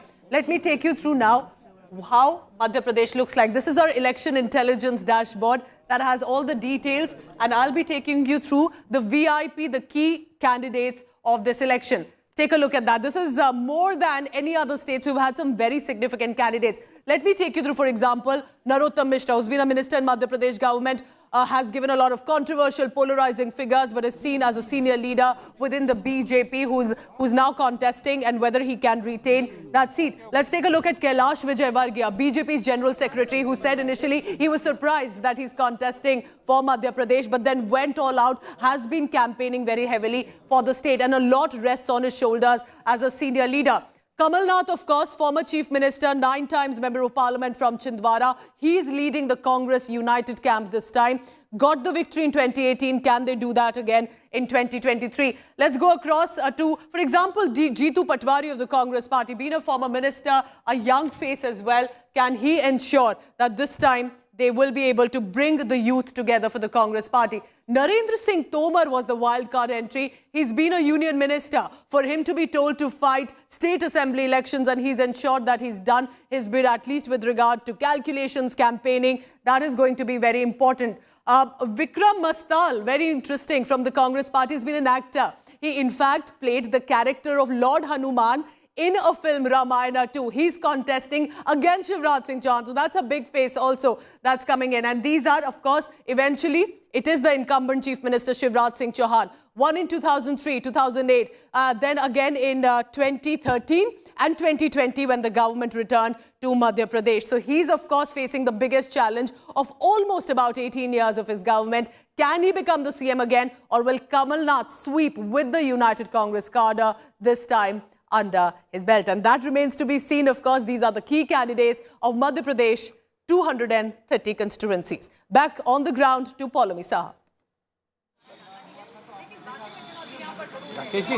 Right, so 230 assembly segments that are going to pose today between 7 a.m. to 6 p.m. A lot is at stake for the Bharatiya Janata Party and the Congress over here as far as these elections are concerned, because it's going to have a direct impact on the results of the Lok Sabha 2024 as far as the state is concerned. Remember, in 2018, while the Congress did come out and emerge victorious in the assembly elections, in 2019, just a few months later, as far as the general elections were concerned, the BJP was able to reverse its losses in those elections. Handing it over now to my colleague Hemendra Sharma, who's also now joining us live from Bhopal. Hemendra, as far as this contest is concerned, there has been internal factionalism in both parties, be it the BJP or the Congress, claimants to the Chief Minister's chair in both parties. But as far as the Congress is concerned, it is seeming more united this time round under the leadership of Kamal Nath.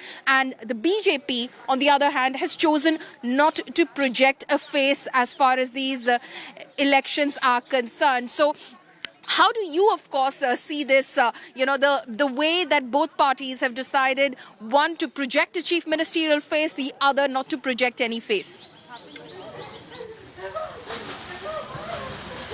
Well, first about the BJP, the Bharatiya Janata Party has chosen not to project its chief minister face this time around. In fact, a lot has changed since 2018. In 2018, the Bharatiya Janata Party's slogan was "Maaf karo Maharaj, ab ki baar Shivraj Sarkar." Hamare neta Shivraj. Maaf karo Maharaj, hamare neta Shivraj. Maharaj was Jyotiraditya Scindia at that time. And from 2018 to 2023, now the slogan is "Madhya Pradesh ke man mein Modi, Modi ke man mein Madhya Pradesh." So Shivraj Singh Chauhan is nowhere in the picture, and Jyotiraditya Scindia has also moved on from being a Maharaj to a Bharatiya Janata Party's leader.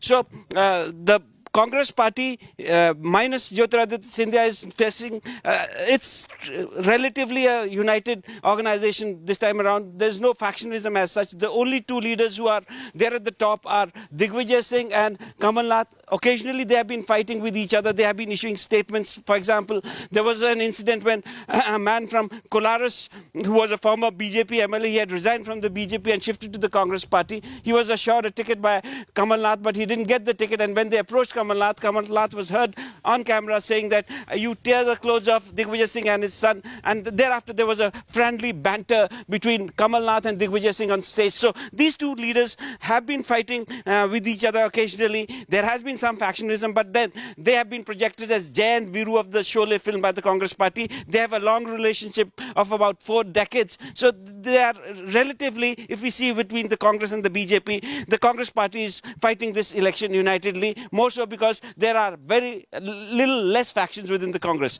The Bharatiya Janata Party, on the other hand, they have fielded 7 members of parliament. These include 3 ministers, and also they have fielded one national general secretary, that is Kailash Vijay. Out of these 7 members of parliament, Prahlad Patel is a front runner for the chief minister's post if the Bharatiya Janata Party wins. Narendra Singh Tomar, a union minister who's contesting from Dimni, fighting a tough battle in Dimni, whose son's videos have recently come out. Allegations of money laundering, allegations of buying Benami property outside India have been leveled against him. He's in a tough contest in Dimni. He too is one of the aspirants for the chief minister's post. Before he was announced as a candidate for Dimni, he was in fact the head of the election committee of the Bharatiya Janata Party. He too was taken by surprise. Then there is Kailash Vijay. Kailash Vijay, national general secretary of the party, former minister of the state. He was the one who contested or got Bharatiya Janata Party to contest elections in West Bengal. The party did come to power but became the opposition party in West Bengal. A tall leader from Madhya Pradesh, but then he again was thrown into Indore number 1. Indore number 1 constituency, Kailash Vijay pitted against Sanjay Shukla. Sanjay Shukla, son of Vishnu Bare, who is the guru of Kailash Vijay. So it's sort of a family affair there. In fact, Sanjay Shukla said that Kailash Vijay, by accepting to contest elections, has killed 2 people. One, his own son's political future, and another, my political future. And he also claimed that he's sort of son to Kailash Vijay. Kailash Vijay said that he never wanted to contest elections, but since the party has asked him, he's now contesting elections. So there are a lot of aspirants for the chief minister's post in the Bharatiya Janata Party, but who will make it remains to be seen. And then there is Narottam Mishra, who was always the number 2. He was the one who sort of toppled the Kamal Nath government in March 2020. He was the man behind that. He wanted to be the chief minister, but the numbers didn't favor him that time, and Shivraj Singh Chauhan was made. So the Bharatiya Janata Party has not announced anyone as its chief ministerial candidate, but has pushed so many chief ministerial candidates into the fray. Shivraj Singh Chauhan is no longer the face of the party as he used to be in 2018. Modi is the face of the party. Whether they will be able to fight this anti-incumbency remains to be seen. But the Congress, on the other hand, is fighting this election unitedly, and they have tried to raise issues like corruption, rampant corruption. Yeah. Absolutely. It remains to be seen, of course, that whether that holds the Congress in good stead come December 3rd, or the BJP strategy works for the Saffron Party. Hemendra, thank you so much for joining us. Hemendra, of course, live from Chhindwara. Kamal Nath has already cast his vote from the assembly segment there. We're slipping into a very short break. Stay tuned. Pooja and I will be joining you on the other side of this very short break with all the live updates from the election battlefield.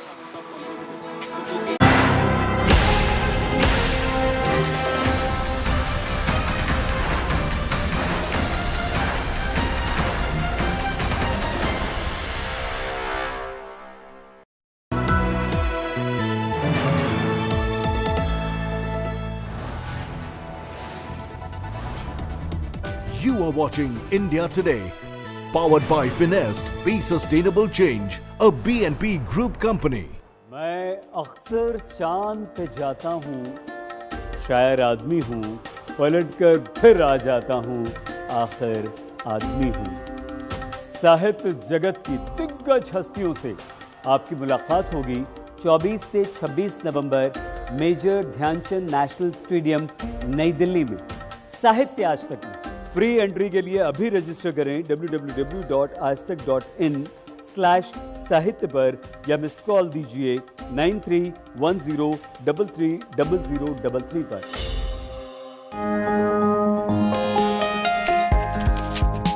Eating right. Take a deep dive into the ultimate guide based on new research by nutritionists.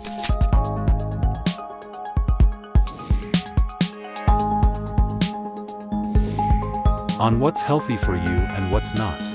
Read the full story in this week's issue of India Today magazine. Subscribe now.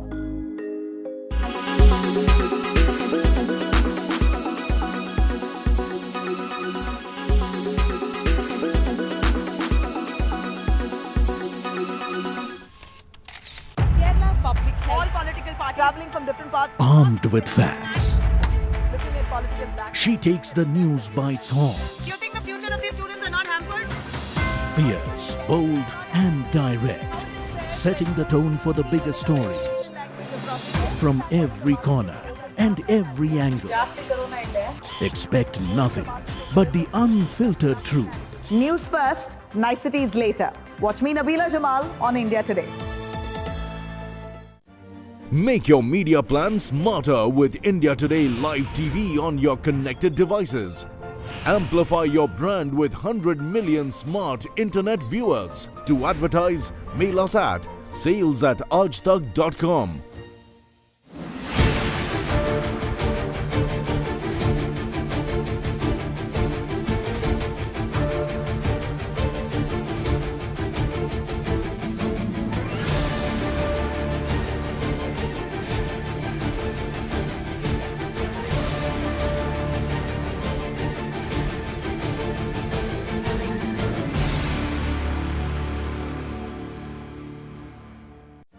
Make your media plan smarter with India Today Live TV on your connected devices. Amplify your brand with 100 million smart internet viewers. To advertise, mail us at sales@aajtak.com.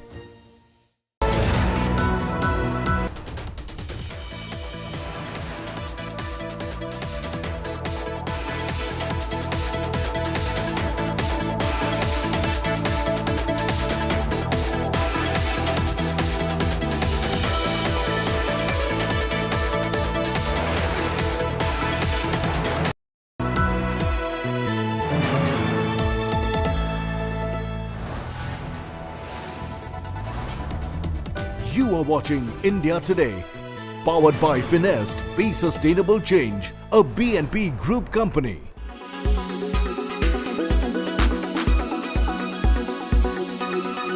From DC to Delhi, from LA to Bombay, this sort of misuse of technology doesn't go unnoticed. And a lot of the people that the Tech Today team spoke to seem irate with how the series of unfortunate events have played out. Have a look. The recent video of Rashmika Mandanna and Katrina Kaif made using deepfake technology has rocked the entire entertainment industry in India. Sadly, this is not the extent of the misuse of this technology. It can be used to make fake videos of anyone at all and blur the lines between what's real and what's not.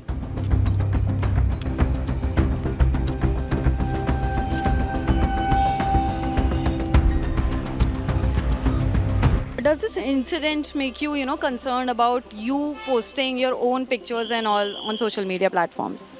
Definitely, yes. The AI technology is letting anyone use your social media image, and they can crop it, if I can say in a layman language, and they can put another person's picture. So I think the same thing has happened with Katrina Kaif also. Right now, since most of celebrities' pictures are there on social media, everybody has access to everything. So and AI has become so much powerful. It's very powerful that anybody can do anything. Since I am a woman and I am there on the social media and I also post my pictures and videos, I think it's very concerning that something like this is happening. I think it's very dangerous. There should be very strict actions that should be taken against it so that it does not happen with somebody else. What do you think? How can people be safe from such scenario? The government has to put it in its foot. There has to be laws. The authorities have to be aware. There should be a law in the country. I really respect whoever is in charge of the social media, whatever it is, to please make some strict rules.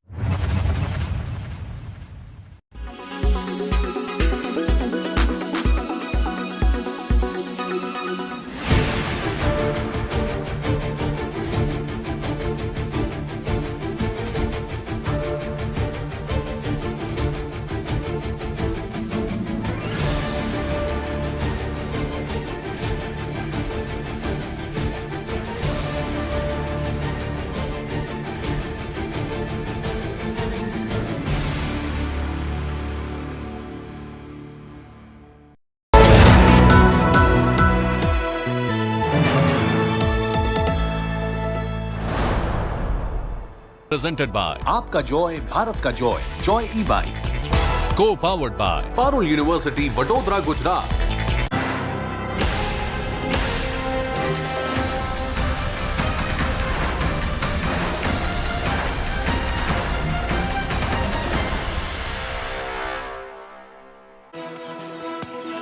Welcome back. I and Paulomi Saha continue to bring you this special telecast on the assembly election season for Chhattisgarh now. It is the second phase on 70 seats. Very crucial, specifically for the Congress party, where Bhupesh Baghel is the incumbent chief minister, and they will want to keep this state, one of the few states that Congress is presently governing across other states as well, across the country. Paulomi Saha continues to be with us. Paulomi, unlike Madhya Pradesh, this is where the Congress currently has a stronger edge, but this is where the BJP has ensured, specifically with regard to the tribal vote, to go all out and try to attract the voters as much as possible. You tell me, how important do you think Chhattisgarh will be, the second phase where Bhupesh Baghel is also contesting from? Well, this is extremely crucial as far as the BJP is concerned. The Congress, when it came to power in the last assembly elections of 2018, off the back of a huge majority, it was ending the rule of the Bharatiya Janata Party of the past 15 years. It is a high-stakes battle as far as both the Congress and the BJP are concerned. Like you said, the Congress definitely going into this election with an edge, but as far as the BJP is concerned, the BJP hasn't given up the fight either as well. A very crucial second phase of elections that are taking place right now. Election, in fact, voting started at 8 a.m. this morning. 1.63 crore voters will be deciding the fate of political heavyweights like Chief Minister Bhupesh Baghel, his deputy T.S. Singh Deo, and Baghel is in fact among 958 candidates contesting for 70 seats that are spread across 22 districts. So a 90-member legislative assembly, 20 seats voting has already taken place on November 7th, and now 70 seats that in fact are seeing polling as we speak across 22 districts in the second phase of these elections. So the Naxal hotbed has already cast its ballot. Now it is for the rest of the state of Chhattisgarh, again, where the tribal population, as you rightly pointed out, Pooja, is a significant lot as well. In fact, as far as the BJP is concerned, that tribal push has been key to, its campaign strategies in both states of Chhattisgarh, Madhya Pradesh, as also Rajasthan as well. Remember, just a couple of days ago, the Prime Minister was in Ranchi in Jharkhand, where he in fact visited the memorial of Bhagwan Birsa Munda. He paid tribute to, of course, the tribal icon. He visited the birthplace of Birsa Munda in Ulihatu village as well, becoming the first Prime Minister to visit Ulihatu. Several schemes, in fact, were launched by the Prime Minister as far as, his visit to Jharkhand was concerned, which included, of course, the Viksit Bharat Sankalp Yatra, as well as a program where he gave out close to about 24,000 crore rupees as part of the particularly vulnerable tribal groups mission as well. So the tribal push has been well and truly on as far as the BJP is concerned, and Chhattisgarh has a significant population as far as the tribal component is concerned, and that has been a huge focus of the BJP in its campaign as well. Several of those seats that will be casting their ballot in this second phase of the election as well. So as far as STs are concerned, specifically to speak about the tribal vote, there are 29 reserved seats in the 90-member Legislative Assembly of the Chhattisgarh Assembly. Let's listen in to various reactions that have been coming in, including that of Chief Minister Bhupesh Baghel. आप मतदान करेंगे तो इस आपके एक vote किसानों के, मजदूरों की, महिलाओं की, युवाओं के भविष्य तय करेगा। छत्तीसगढ़ किस रूप में आगे बढ़ेगा, ये भी आप इस मतदान से तय होगा। तो साथियों, मतदान करने अपने घर से अवश्य निकलिए, मतदान केंद्र पहुंचिए और मताधिकार का प्रयोग करें, और छत्तीसगढ़ को सजाने संवारने के लिए आप मतदान करें। सर, किस तरीके से आप देख रहे हो, बीजेपी की स्थिति कितनी मजबूत है पूरे छत्तीसगढ़ में? दूसरे चरण का मतदान आज हो रहा है। निश्चित रूप से जिस प्रकार से जनता का आशीर्वाद भारतीय जनता पार्टी को मिल रहा है, जनता उत्साहपूर्वक परिवर्तन के लिए तैयार है। जिस प्रकार से 5 सालों में भूपेश बघेल की सरकार ने छत्तीसगढ़ की दुर्दशा की है, हर वर्ग को ठगने का काम, धोखा देने का काम किया है, और इसलिए जनता पूरी तरह से परिवर्तन के लिए तैयार है और भारतीय जनता पार्टी को भरपूर आशीर्वाद जनता का मिल रहा है। तो निश्चित रूप से 3 दिसंबर को जब मतगणना होगी, प्रदेश में भारतीय जनता पार्टी की सरकार बनेगी और छत्तीसगढ़ खुशहाली और तरक्की की ओर आगे बढ़ेगा। किन मुद्दों के आधार पर आपने देखा कि जो पहले चरण की वोटिंग हुई है उसका परसेंटेज काफ़ी हाई रहा है, इस बार जो मुद्दे होंगे, जो आज मतदान हो रहे हैं, कौन से खास मुद्दे बीजेपी लेकर के आगे जा रही है?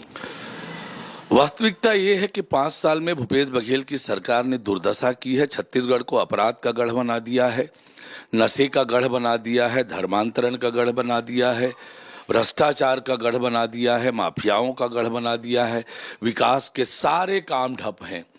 और ऐसे में छत्तीसगढ़ की जनता परेशान है और छत्तीसगढ़ की जनता परिवर्तन चाहती है।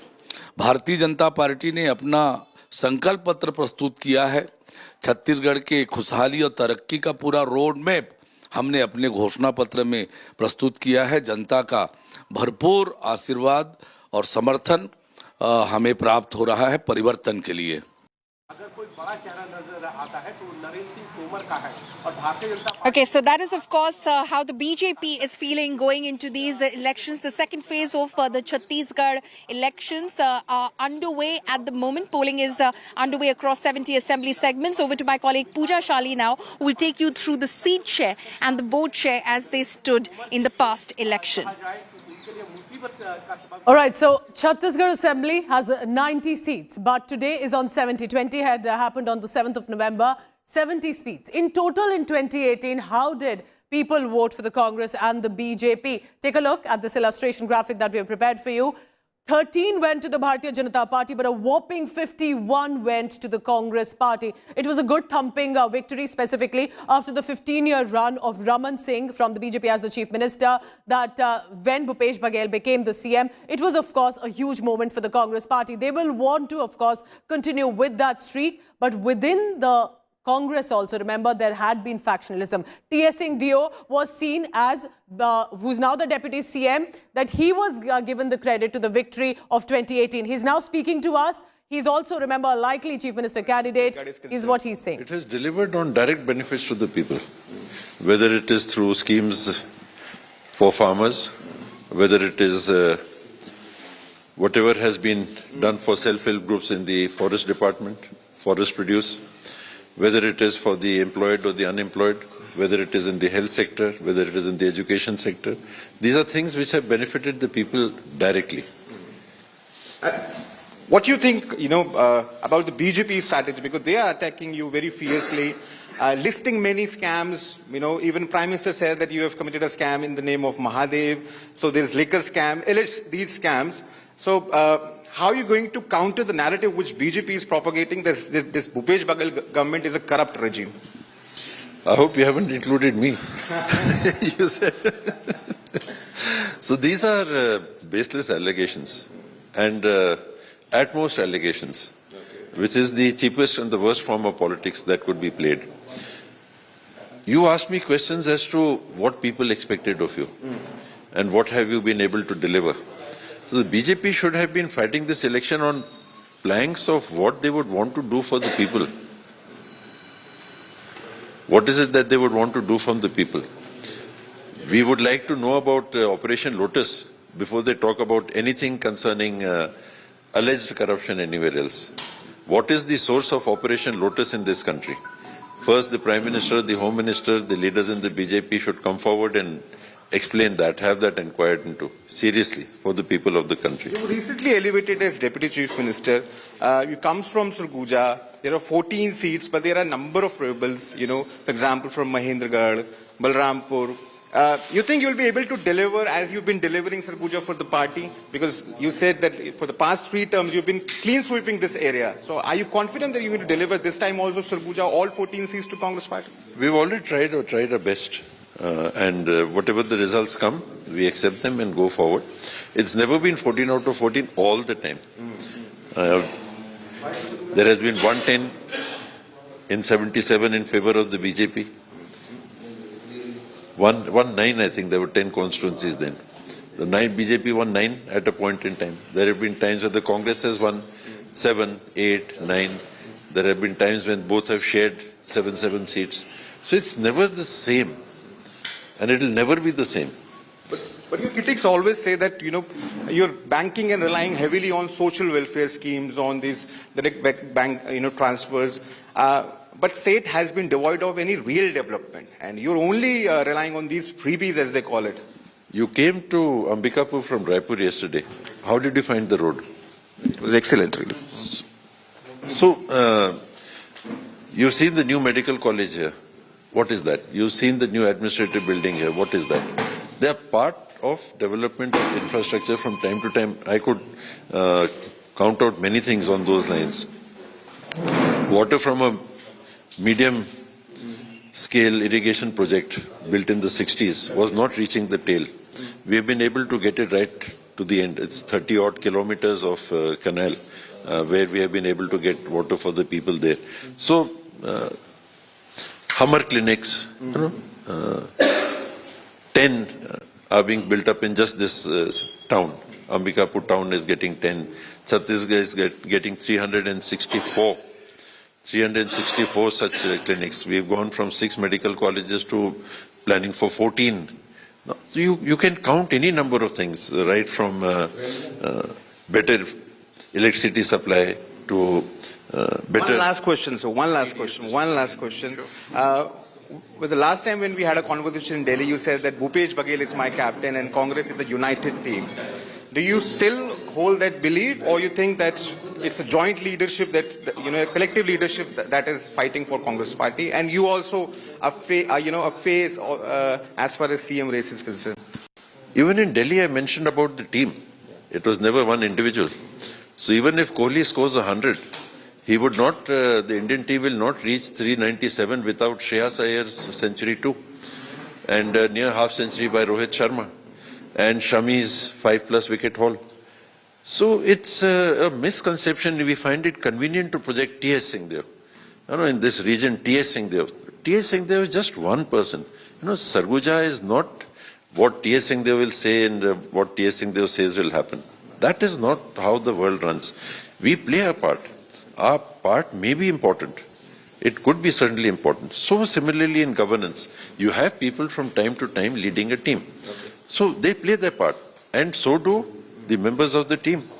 We cannot win a match without Shreyas Iyer and Shami contributing. Thank you for explaining this in cricket language. And Shami was the man of the match. Yeah. Thank you. You gave me the clue. So that was Mr. T.S. Singhdev. Singhdev is also... Yes, the Deputy Chief Minister. Remember, there was this factionalism contest between him and Bhupesh Baghel. He's the, so to say, former Maharaja also of the Suroja state, has a very strong hold in the Ambikapur constituency, and he's against Rajesh Agarwal of the BJP, who's earlier with the Congress party. It's going to be an important battle there in Ambikapur, as much for T.S. Singhdev. Let me now tell you about the vote percentage, the vote share that happened in 2018. It's important for you to know how the voting was earlier. Can it change in 2023, or how will it influence? Take a look at this. 33% went to the Bharatiya Janata Party, but the vote share was about 42% for the Congress party. They had a pretty good smooth run. After Raman Singh, who was facing anti-incumbency, they've managed to come to the power in the government in Chhattisgarh. But can they continue that streak? And can they ensure, whether it's Bhupesh Baghel or T.S. Singhdev, that they can come together this time? Or will there be a third Chief Minister aspirational candidate, like we have seen for the Congress in the Karnataka state? But that, of course, will happen if Congress wins or the BJP manages a clean sweep and back to the government.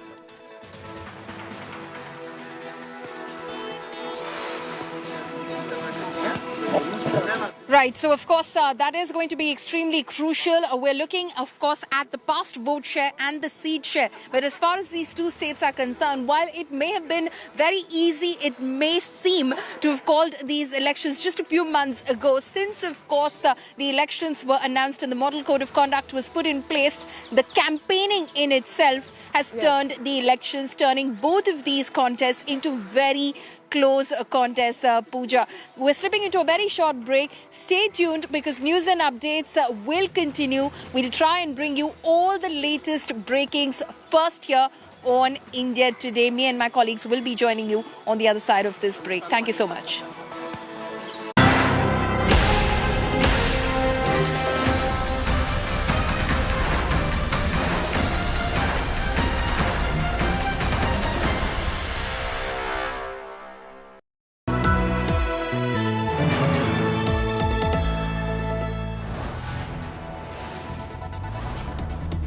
You are watching India Today, powered by Finest, Be Sustainable Change, a BNP Group company.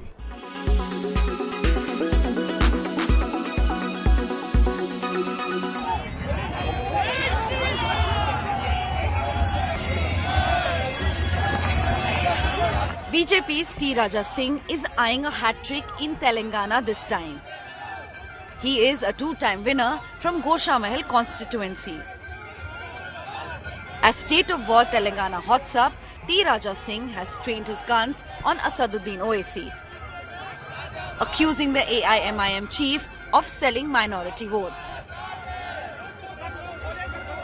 आज MIM ने 2018 का चुनाव जब आया था, वो समय पर भी असदुद्दीन ओवैसी ने दारुसलाम में बैठकर मुसलमानों के वोट को टीआरएस के हाथों बेच दिया, जो आज की बीआरएस है।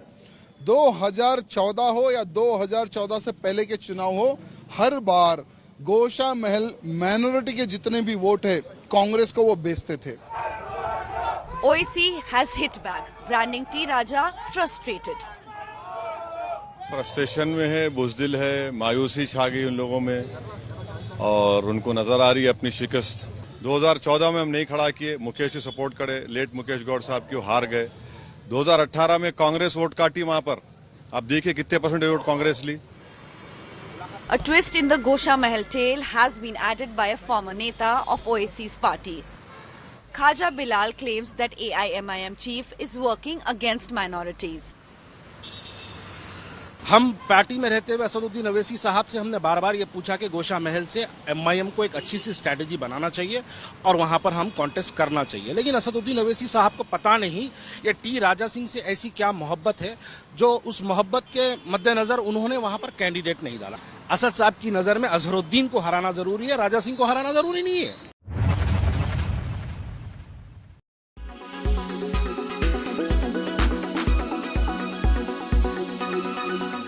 Make your media plan smarter with India Today Live TV on your connected devices. Amplify your brand with 100 million smart internet viewers. To advertise, mail us at sales@aajtak.com.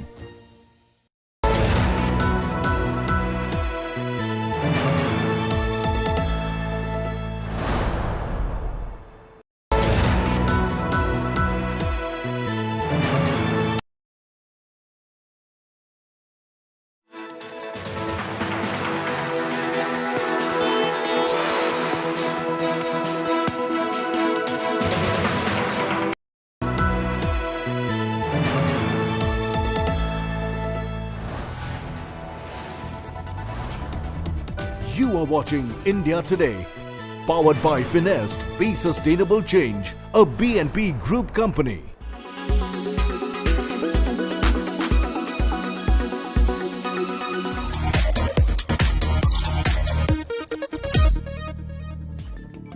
The big launches from Google to the festive sales here in India and all your tech queries answered and a lot more on your favorite technology show. I'm your host Ayush Alavadi and this is Tech Today.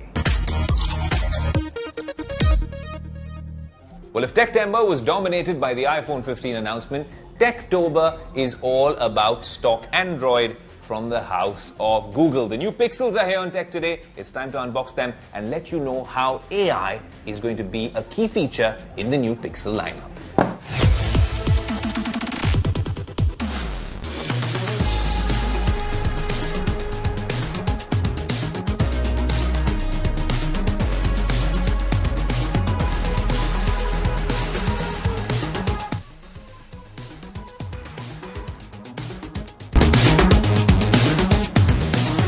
There you go, the flagship phone which is all set to give some tough competition to the iPhone 15 Pro Max and the Samsung S23 Ultra, the Pixel 8 Pro.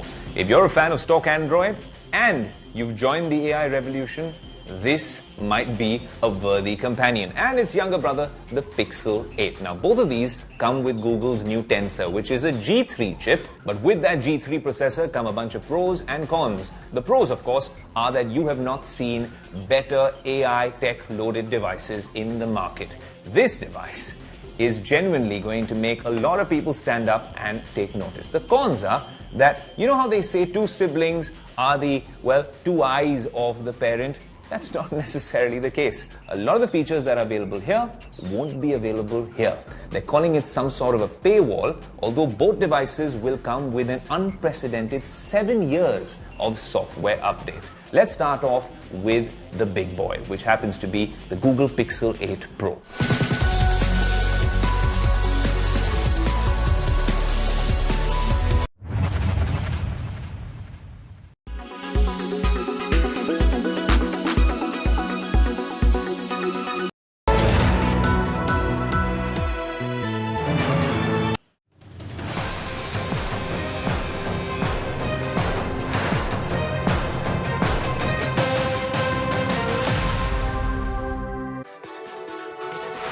Good morning and welcome. I'm Pooja Shali. It's a special telecast today. It's the election morning.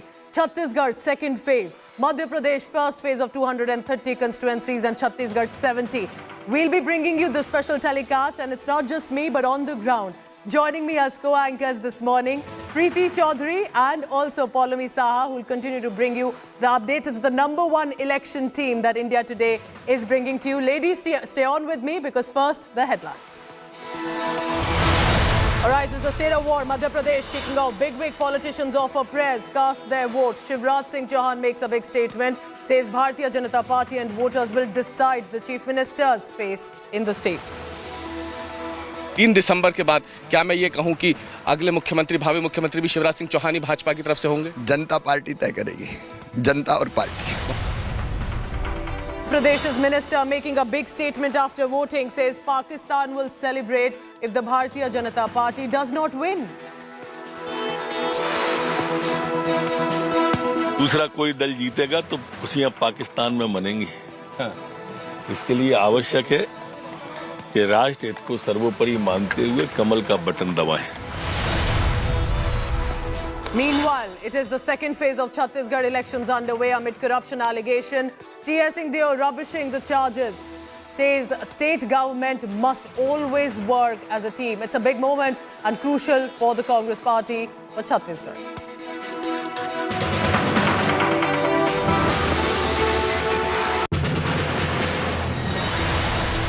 In other news, in Uttarkashi, 40 workers continue to be trapped for nearly 150 hours. New drilling machines get going. Rescue teams execute a plan B.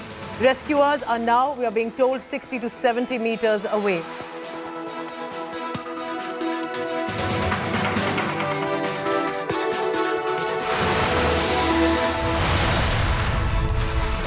And it's official. Australia has set up a date with India this Sunday at the Narendra Modi Stadium for the ultimate prize in the ODI cricket. Aussies brushed aside South Africa in the second semi-final, and it's now over to the finals on Sunday. Through their 8th World Cup final. What a game of cricket.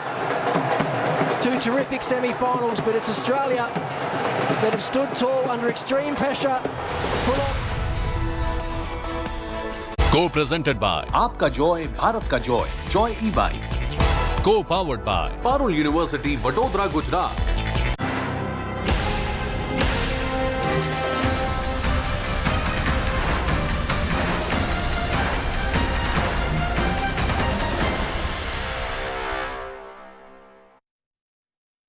These are high-stakes elections for Chhattisgarh and Madhya Pradesh, but it's also not just about assembly elections. It's the countdown to 2024 polls.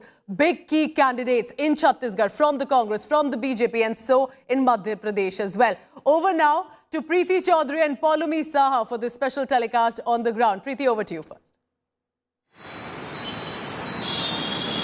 Well, thank you and a very good morning, Pooja. But you're right, it is a high-stake election. 5 states go into election in this winter, and there will be ramifications when it comes down to the big gig in 2024.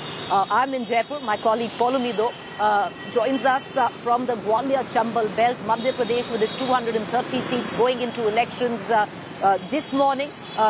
To polling. On the other hand, the second phase of Chhattisgarh elections has kicked in with 70 seats in Chhattisgarh going into elections. However, with word just coming in, the second phase of polling in Chhattisgarh as well as the single phase of polling in Madhya Pradesh has been marred by violence. Reports filtering in right now, which we can tell our viewers, in Jhabua. A Congress candidate, Jhabua is Madhya Pradesh viewers, it's a tribal belt and a tribal seat as well. Congress candidate Dr. Vikrant Bhuria has accused the BJP worker of attacking him, injuring his assistant and vandalizing his car. What we have been given to understand, an FIR against unidentified miscreants has been registered in another attempt. Word coming in to disrupt peaceful voting. An exchange of gunfire has been reported between two groups in Morena's Mirghan village. 2 people have been allegedly injured due to the stampede caused after the gunshot.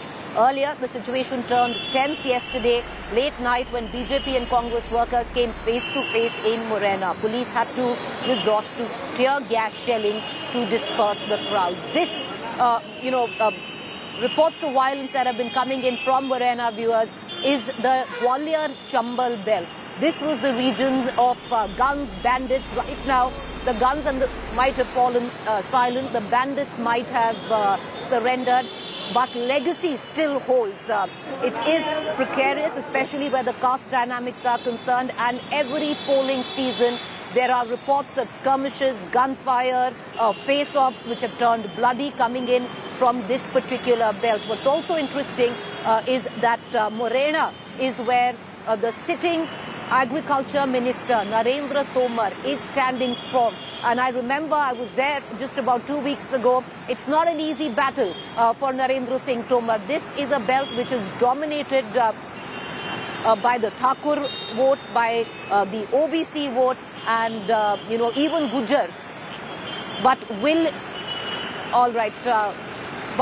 what comes down on the 230 seats in Madhya Pradesh, we'll only know when that last vote is counted. I want to immediately cut across to Narsinghpur, where sitting cabinet minister Prahlad Patel is contesting from. My colleague Aishwarya Paliwal joining us from there, as well as from the Gwalior Chambal belt. My co-anchor Poulami Saha getting us the latest. But let's cut across to Poulami Saha, then we'll go to Aishwarya.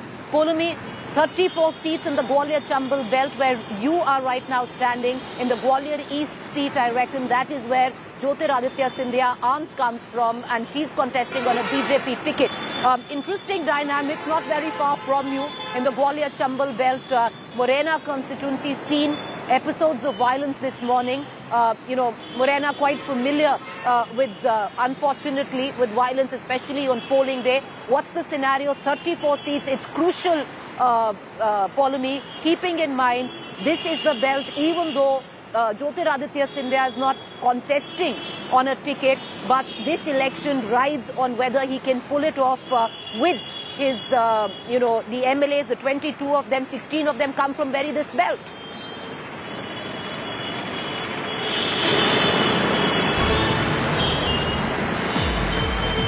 All right, Poulami, just coming back to you, more news break coming in right now. Unfortunate news coming in from Chhattisgarh. A Naxalite attack is being reported. IED blasts, one after the other, on the CRPF and DRG team that were out on patrol. 2 CRPF jawans riding the bike have survived. The team has gone out to provide security to the polling party. Confirmation of 2 IED blasts have been reported. Naxalites carried out the blast to harm the security forces. Yesterday itself, the Naxalites had put up banners and posters of boycotting voting. This is the second phase in Chhattisgarh. Violence being reported from Chhattisgarh as well. Even during the first phase, there was an IED blast where one CRPF constable had gotten injured. Once again, with what is being reported from Chhattisgarh, two CRPF Jawans have reportedly been injured in an IED blast. Cutting across immediately, my colleague Rahul Gautam joining us with the latest. Rahul, will you get us up to speed with the latest news break coming in of IED blast? What is the nature of injuries? What are you getting in right now? Well, as far as sources are concerned, they are indicating to us that this blast took place this morning, and in fact, as we speak, combing operation is on. Two CRP Jawans they escaped unhurt, and they were riding on a bike. They were going to a polling booth to provide security to that particular polling booth. Now, remember, Naxalites had given a call to boycott the elections in Chhattisgarh, and this has happened in Dhamtari, which you can say one of the Naxalite affected area of Chhattisgarh. And as we speak, security forces are on ground there. The combing operation is on, and yesterday also a similar unfortunate incident happened. Two more IDs have been located. This is what we are learning from our sources. Two more IDs have been located in the same vicinity, and as we speak, bomb disposal squad, they're already disposing these bombs, these IEDs safely. But obviously this has raised concern as far as security agencies is concerned, and obviously they are now heightening the security given the fact that 70 assembly seats are undergoing polling today. And in fact, Mr. T.S. Singh Dev is also here, who's the Deputy Chief Minister of Chhattisgarh. Sir, a blast has been reported from Dhamtari. A blast has been reported. I'll just get a quick word from Mr. T.S. Singh Dev. And as far as government is concerned, Mr. T.S. Singh Dev, in fact, he also said that he has already, since the administration is now in the hand of Election Commission, so the security aspect is now taken care by Election Commission, but adequate security forces are already on ground, and a combing operation is on. Two more IEDs have been located, and the bomb disposable squad, they are disposing it off. But obviously, this has raised concern, and this has led to tightening more security in and across polling booths across the state. Well, Rahul, you're right, but it also flies in the face of the incumbent government, because Bhupesh Baghel has gone to town in most political rallies where he said he's ended Naxalism where Chhattisgarh is concerned. The sheer fact that just for 90 seats, the election still has to be split, where 20 seats of Sukma Bastar went into election in the first phase, and the second phase 70 seats, not without violence, and that's the unfortunate part.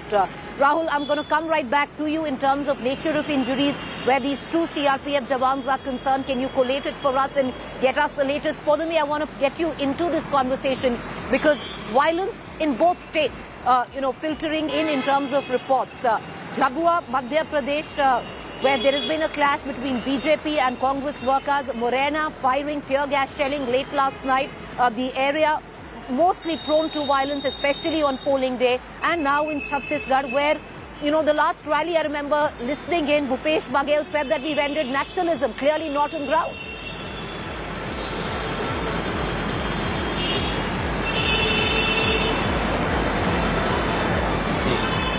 Of course, as far as Madhya Pradesh is concerned, the report of the IED blast by Naxalites in Chhattisgarh definitely very, very worrying, because these were security personnel who were going in to provide security to the polling parties. It's a huge responsibility and a challenge that they face. Of course, the bulk of the tribal belt, the Adivasi belt, the Naxal-infected belt has already cast its vote in the first phase of the assembly elections in Chhattisgarh on November 7th. But of course, there are pockets that are casting their ballot in this phase as well, and that remains a security challenge as well. As far as those incidents from Jhabua and Morena are concerned in Madhya Pradesh, again, very disturbing reports over here. As you pointed out, the contest here, as far as Madhya Pradesh is concerned, is to a large degree concentrated to the Gwalior Chambal region in itself, because this is where maximum of those defectors who in fact went away with Jyotiraditya Scindia in March 2020 from the Congress to join the Bharatiya Janata Party came from. 16 of those legislators, 22 who defected to the BJP were from this region. It's a grudge fight as far as the Congress and the BJP are concerned. Obviously the BJP was able to regain some of that lost ground in this region because the Congress swept this region in the last election, but the BJP was able to reclaim some of that lost ground in the November 2020 by-poll. But since then, of course, it's been a challenge to keep the house together, especially with many of BJP workers and party office bearers not being very happy with congressmen coming into the party and being given pride of position as well. And so they've switched sides to the Congress party. So it's a huge challenge in this region. And as you pointed out, the caste equations also as well, which make it a very, very interesting election as far as this region is concerned. As far as Morena, I can tell you that the incident of exchange of gunfire, which we're bringing to our viewers, has been reported from Dimni, the constituency from where Narendra Singh Tomar, Union Agriculture Minister, is seeking to be elected. So it has, of course, its own share of challenges. The minister is facing a very tough battle over there in that seat itself. But of course, this is adding, security challenges as well. And speaking of security challenges, I believe my colleague Sumi Rajapan is now joining us live as well from Chhattisgarh. Sumi, what can you tell us about reports of a Naxalite attack on a CRPF and DRG team?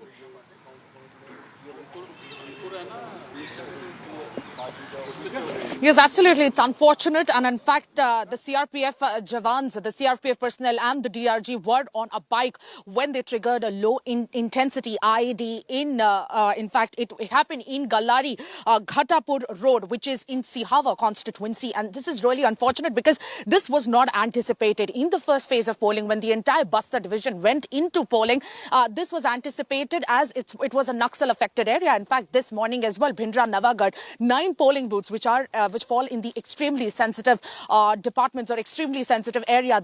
These polling booths have already began voting since 7 a.m. However, in Sihava, where this incident has taken place, the CRPF and the DRG personnel had gone on area domination to make sure that security personnel have been combing the entire area to make sure that the polling happened smoothly the way it happened in the first phase. In fact, in the first phase, speaking of the first phase, there were 3 IED blasts that had been done in Sukhma, Dantewada and also in Kanke throughout the day. And this was not anticipated in the second phase. And this is really surprising. And in fact, we had also seen how the Naxals had prompted all the villagers in Sukhma, Dantewada, Bijapur belt and in fact in all the adjoining districts to not vote. They had put up wooden placards in and across the villages and asking the villagers to completely boycott the voting. However, still the voter turnout was great, barring a few constituencies. In fact, barring Bijapur, where the Naxals have been present at the most amount. And in fact, the voter turnout in Bijapur, which is the most Naxal affected area in Chhattisgarh, it was barely 40%, whereas the entire 20 constituencies voted in huge numbers. So that is the impact that Naxals have in the region in Chhattisgarh. And in fact, back in 2018 as well, we had witnessed similar scenes where last minute displacement of polling stations had also happened. However, this time around it has been peaceful. They have been concentrated to certain pockets, but so far we've been witnessing high deployment of the CRPF personnel. In fact, this particular polling booth, speaking about this in Patan, in Kurudi, where CM Bhupesh Baghel is likely to come shortly, is in fact well protected, and there's a long queue that we are witnessing here, long queue of male and female voters. And in fact, remember, Chhattisgarh is a state where the female voters have outnumbered male voters. So it is an interesting fight. Naxal's intervention of a lot of Naxal attacks, and this is an attempt to bring down the voter turnout in Chhattisgarh, and it has always been this way. Right. Okay. All right, Sumi, we're going to continue to come back to you. My colleague Sumi Rajapan reporting on the unfortunate incident of IED blast that has taken place. We're going to cut across to Sumi, but let's now shift the focus back to neighboring Madhya Pradesh. The spotlight on the 230 seats, viewers. MP is going to the hustings. It is a blood feud or a grudge match that you might want to call it between the Congress and the Bharatiya Janata Party, especially of what went down in 2020, where Jyotiraditya Scindia scripted that rebellion, walking out with 22 MLAs and into the Bharatiya Janata Party camp. We're going to get you the details, but let's quickly cut across to a number that is coming in right now of the voting percentage, which will give us an idea, and if traditional psephology goes, a possible idea into voting patterns as well. But impressive numbers that are being recorded this morning till 9 a.m. viewers. Madhya Pradesh has already clocked in 12% of voting percentage, and this is only till 9 a.m. It does seem that Madhya Pradesh is ready, and heartening to note, coming out and casting their ballot, because till 9 a.m. it's already recorded about a 12%, which is 11.55% voting percentage. The last time around we have been given to believe it was way less, about 3% less than what it is. Is it an insight into voting patterns? We are going to let that be to psephologists. But what we can say, it's heartening, it's impressive. The people of Madhya Pradesh are going out to vote, and we urge them to do so. What we're also given to understand, early this morning, you had the chief minister candidate for the Congress party, the former CM, who came into power for just about 15 months, Kamal Nath, who cast his vote in his constituency of Chhindwara. Not just that, the incumbent sitting chief minister, Shivraj Singh Chauhan, offered prayers at a temple in Sehor, after which he cast his vote, while Kamal Nath, viewers, is standing from his constituency or, his stronghold of Chhindwara. The incumbent chief minister is contesting from the Budni seat. The chief minister said that voters and the party will choose the next chief minister. Moreover, on the other hand, the likes of Home Minister Narottam Mishra, who's standing from Datia, not very far from where Polumi is in Gwalior, just on the periphery of the Gwalior-Chambal belt, made a comparison or an analogy, whichever way you might look at it, but polarizing in nature, where he said that Pakistan will celebrate if BJP does not win this election. Remember, it's a litmus test for the BJP's endurance after 18 years in power, and the Congress's ability to regain control after what they felt was a stolen mandate in 2020. With the BJP and Congress dominating the election narrative, today's polls, like we said, a classic clash where this bipolar contest is concerned.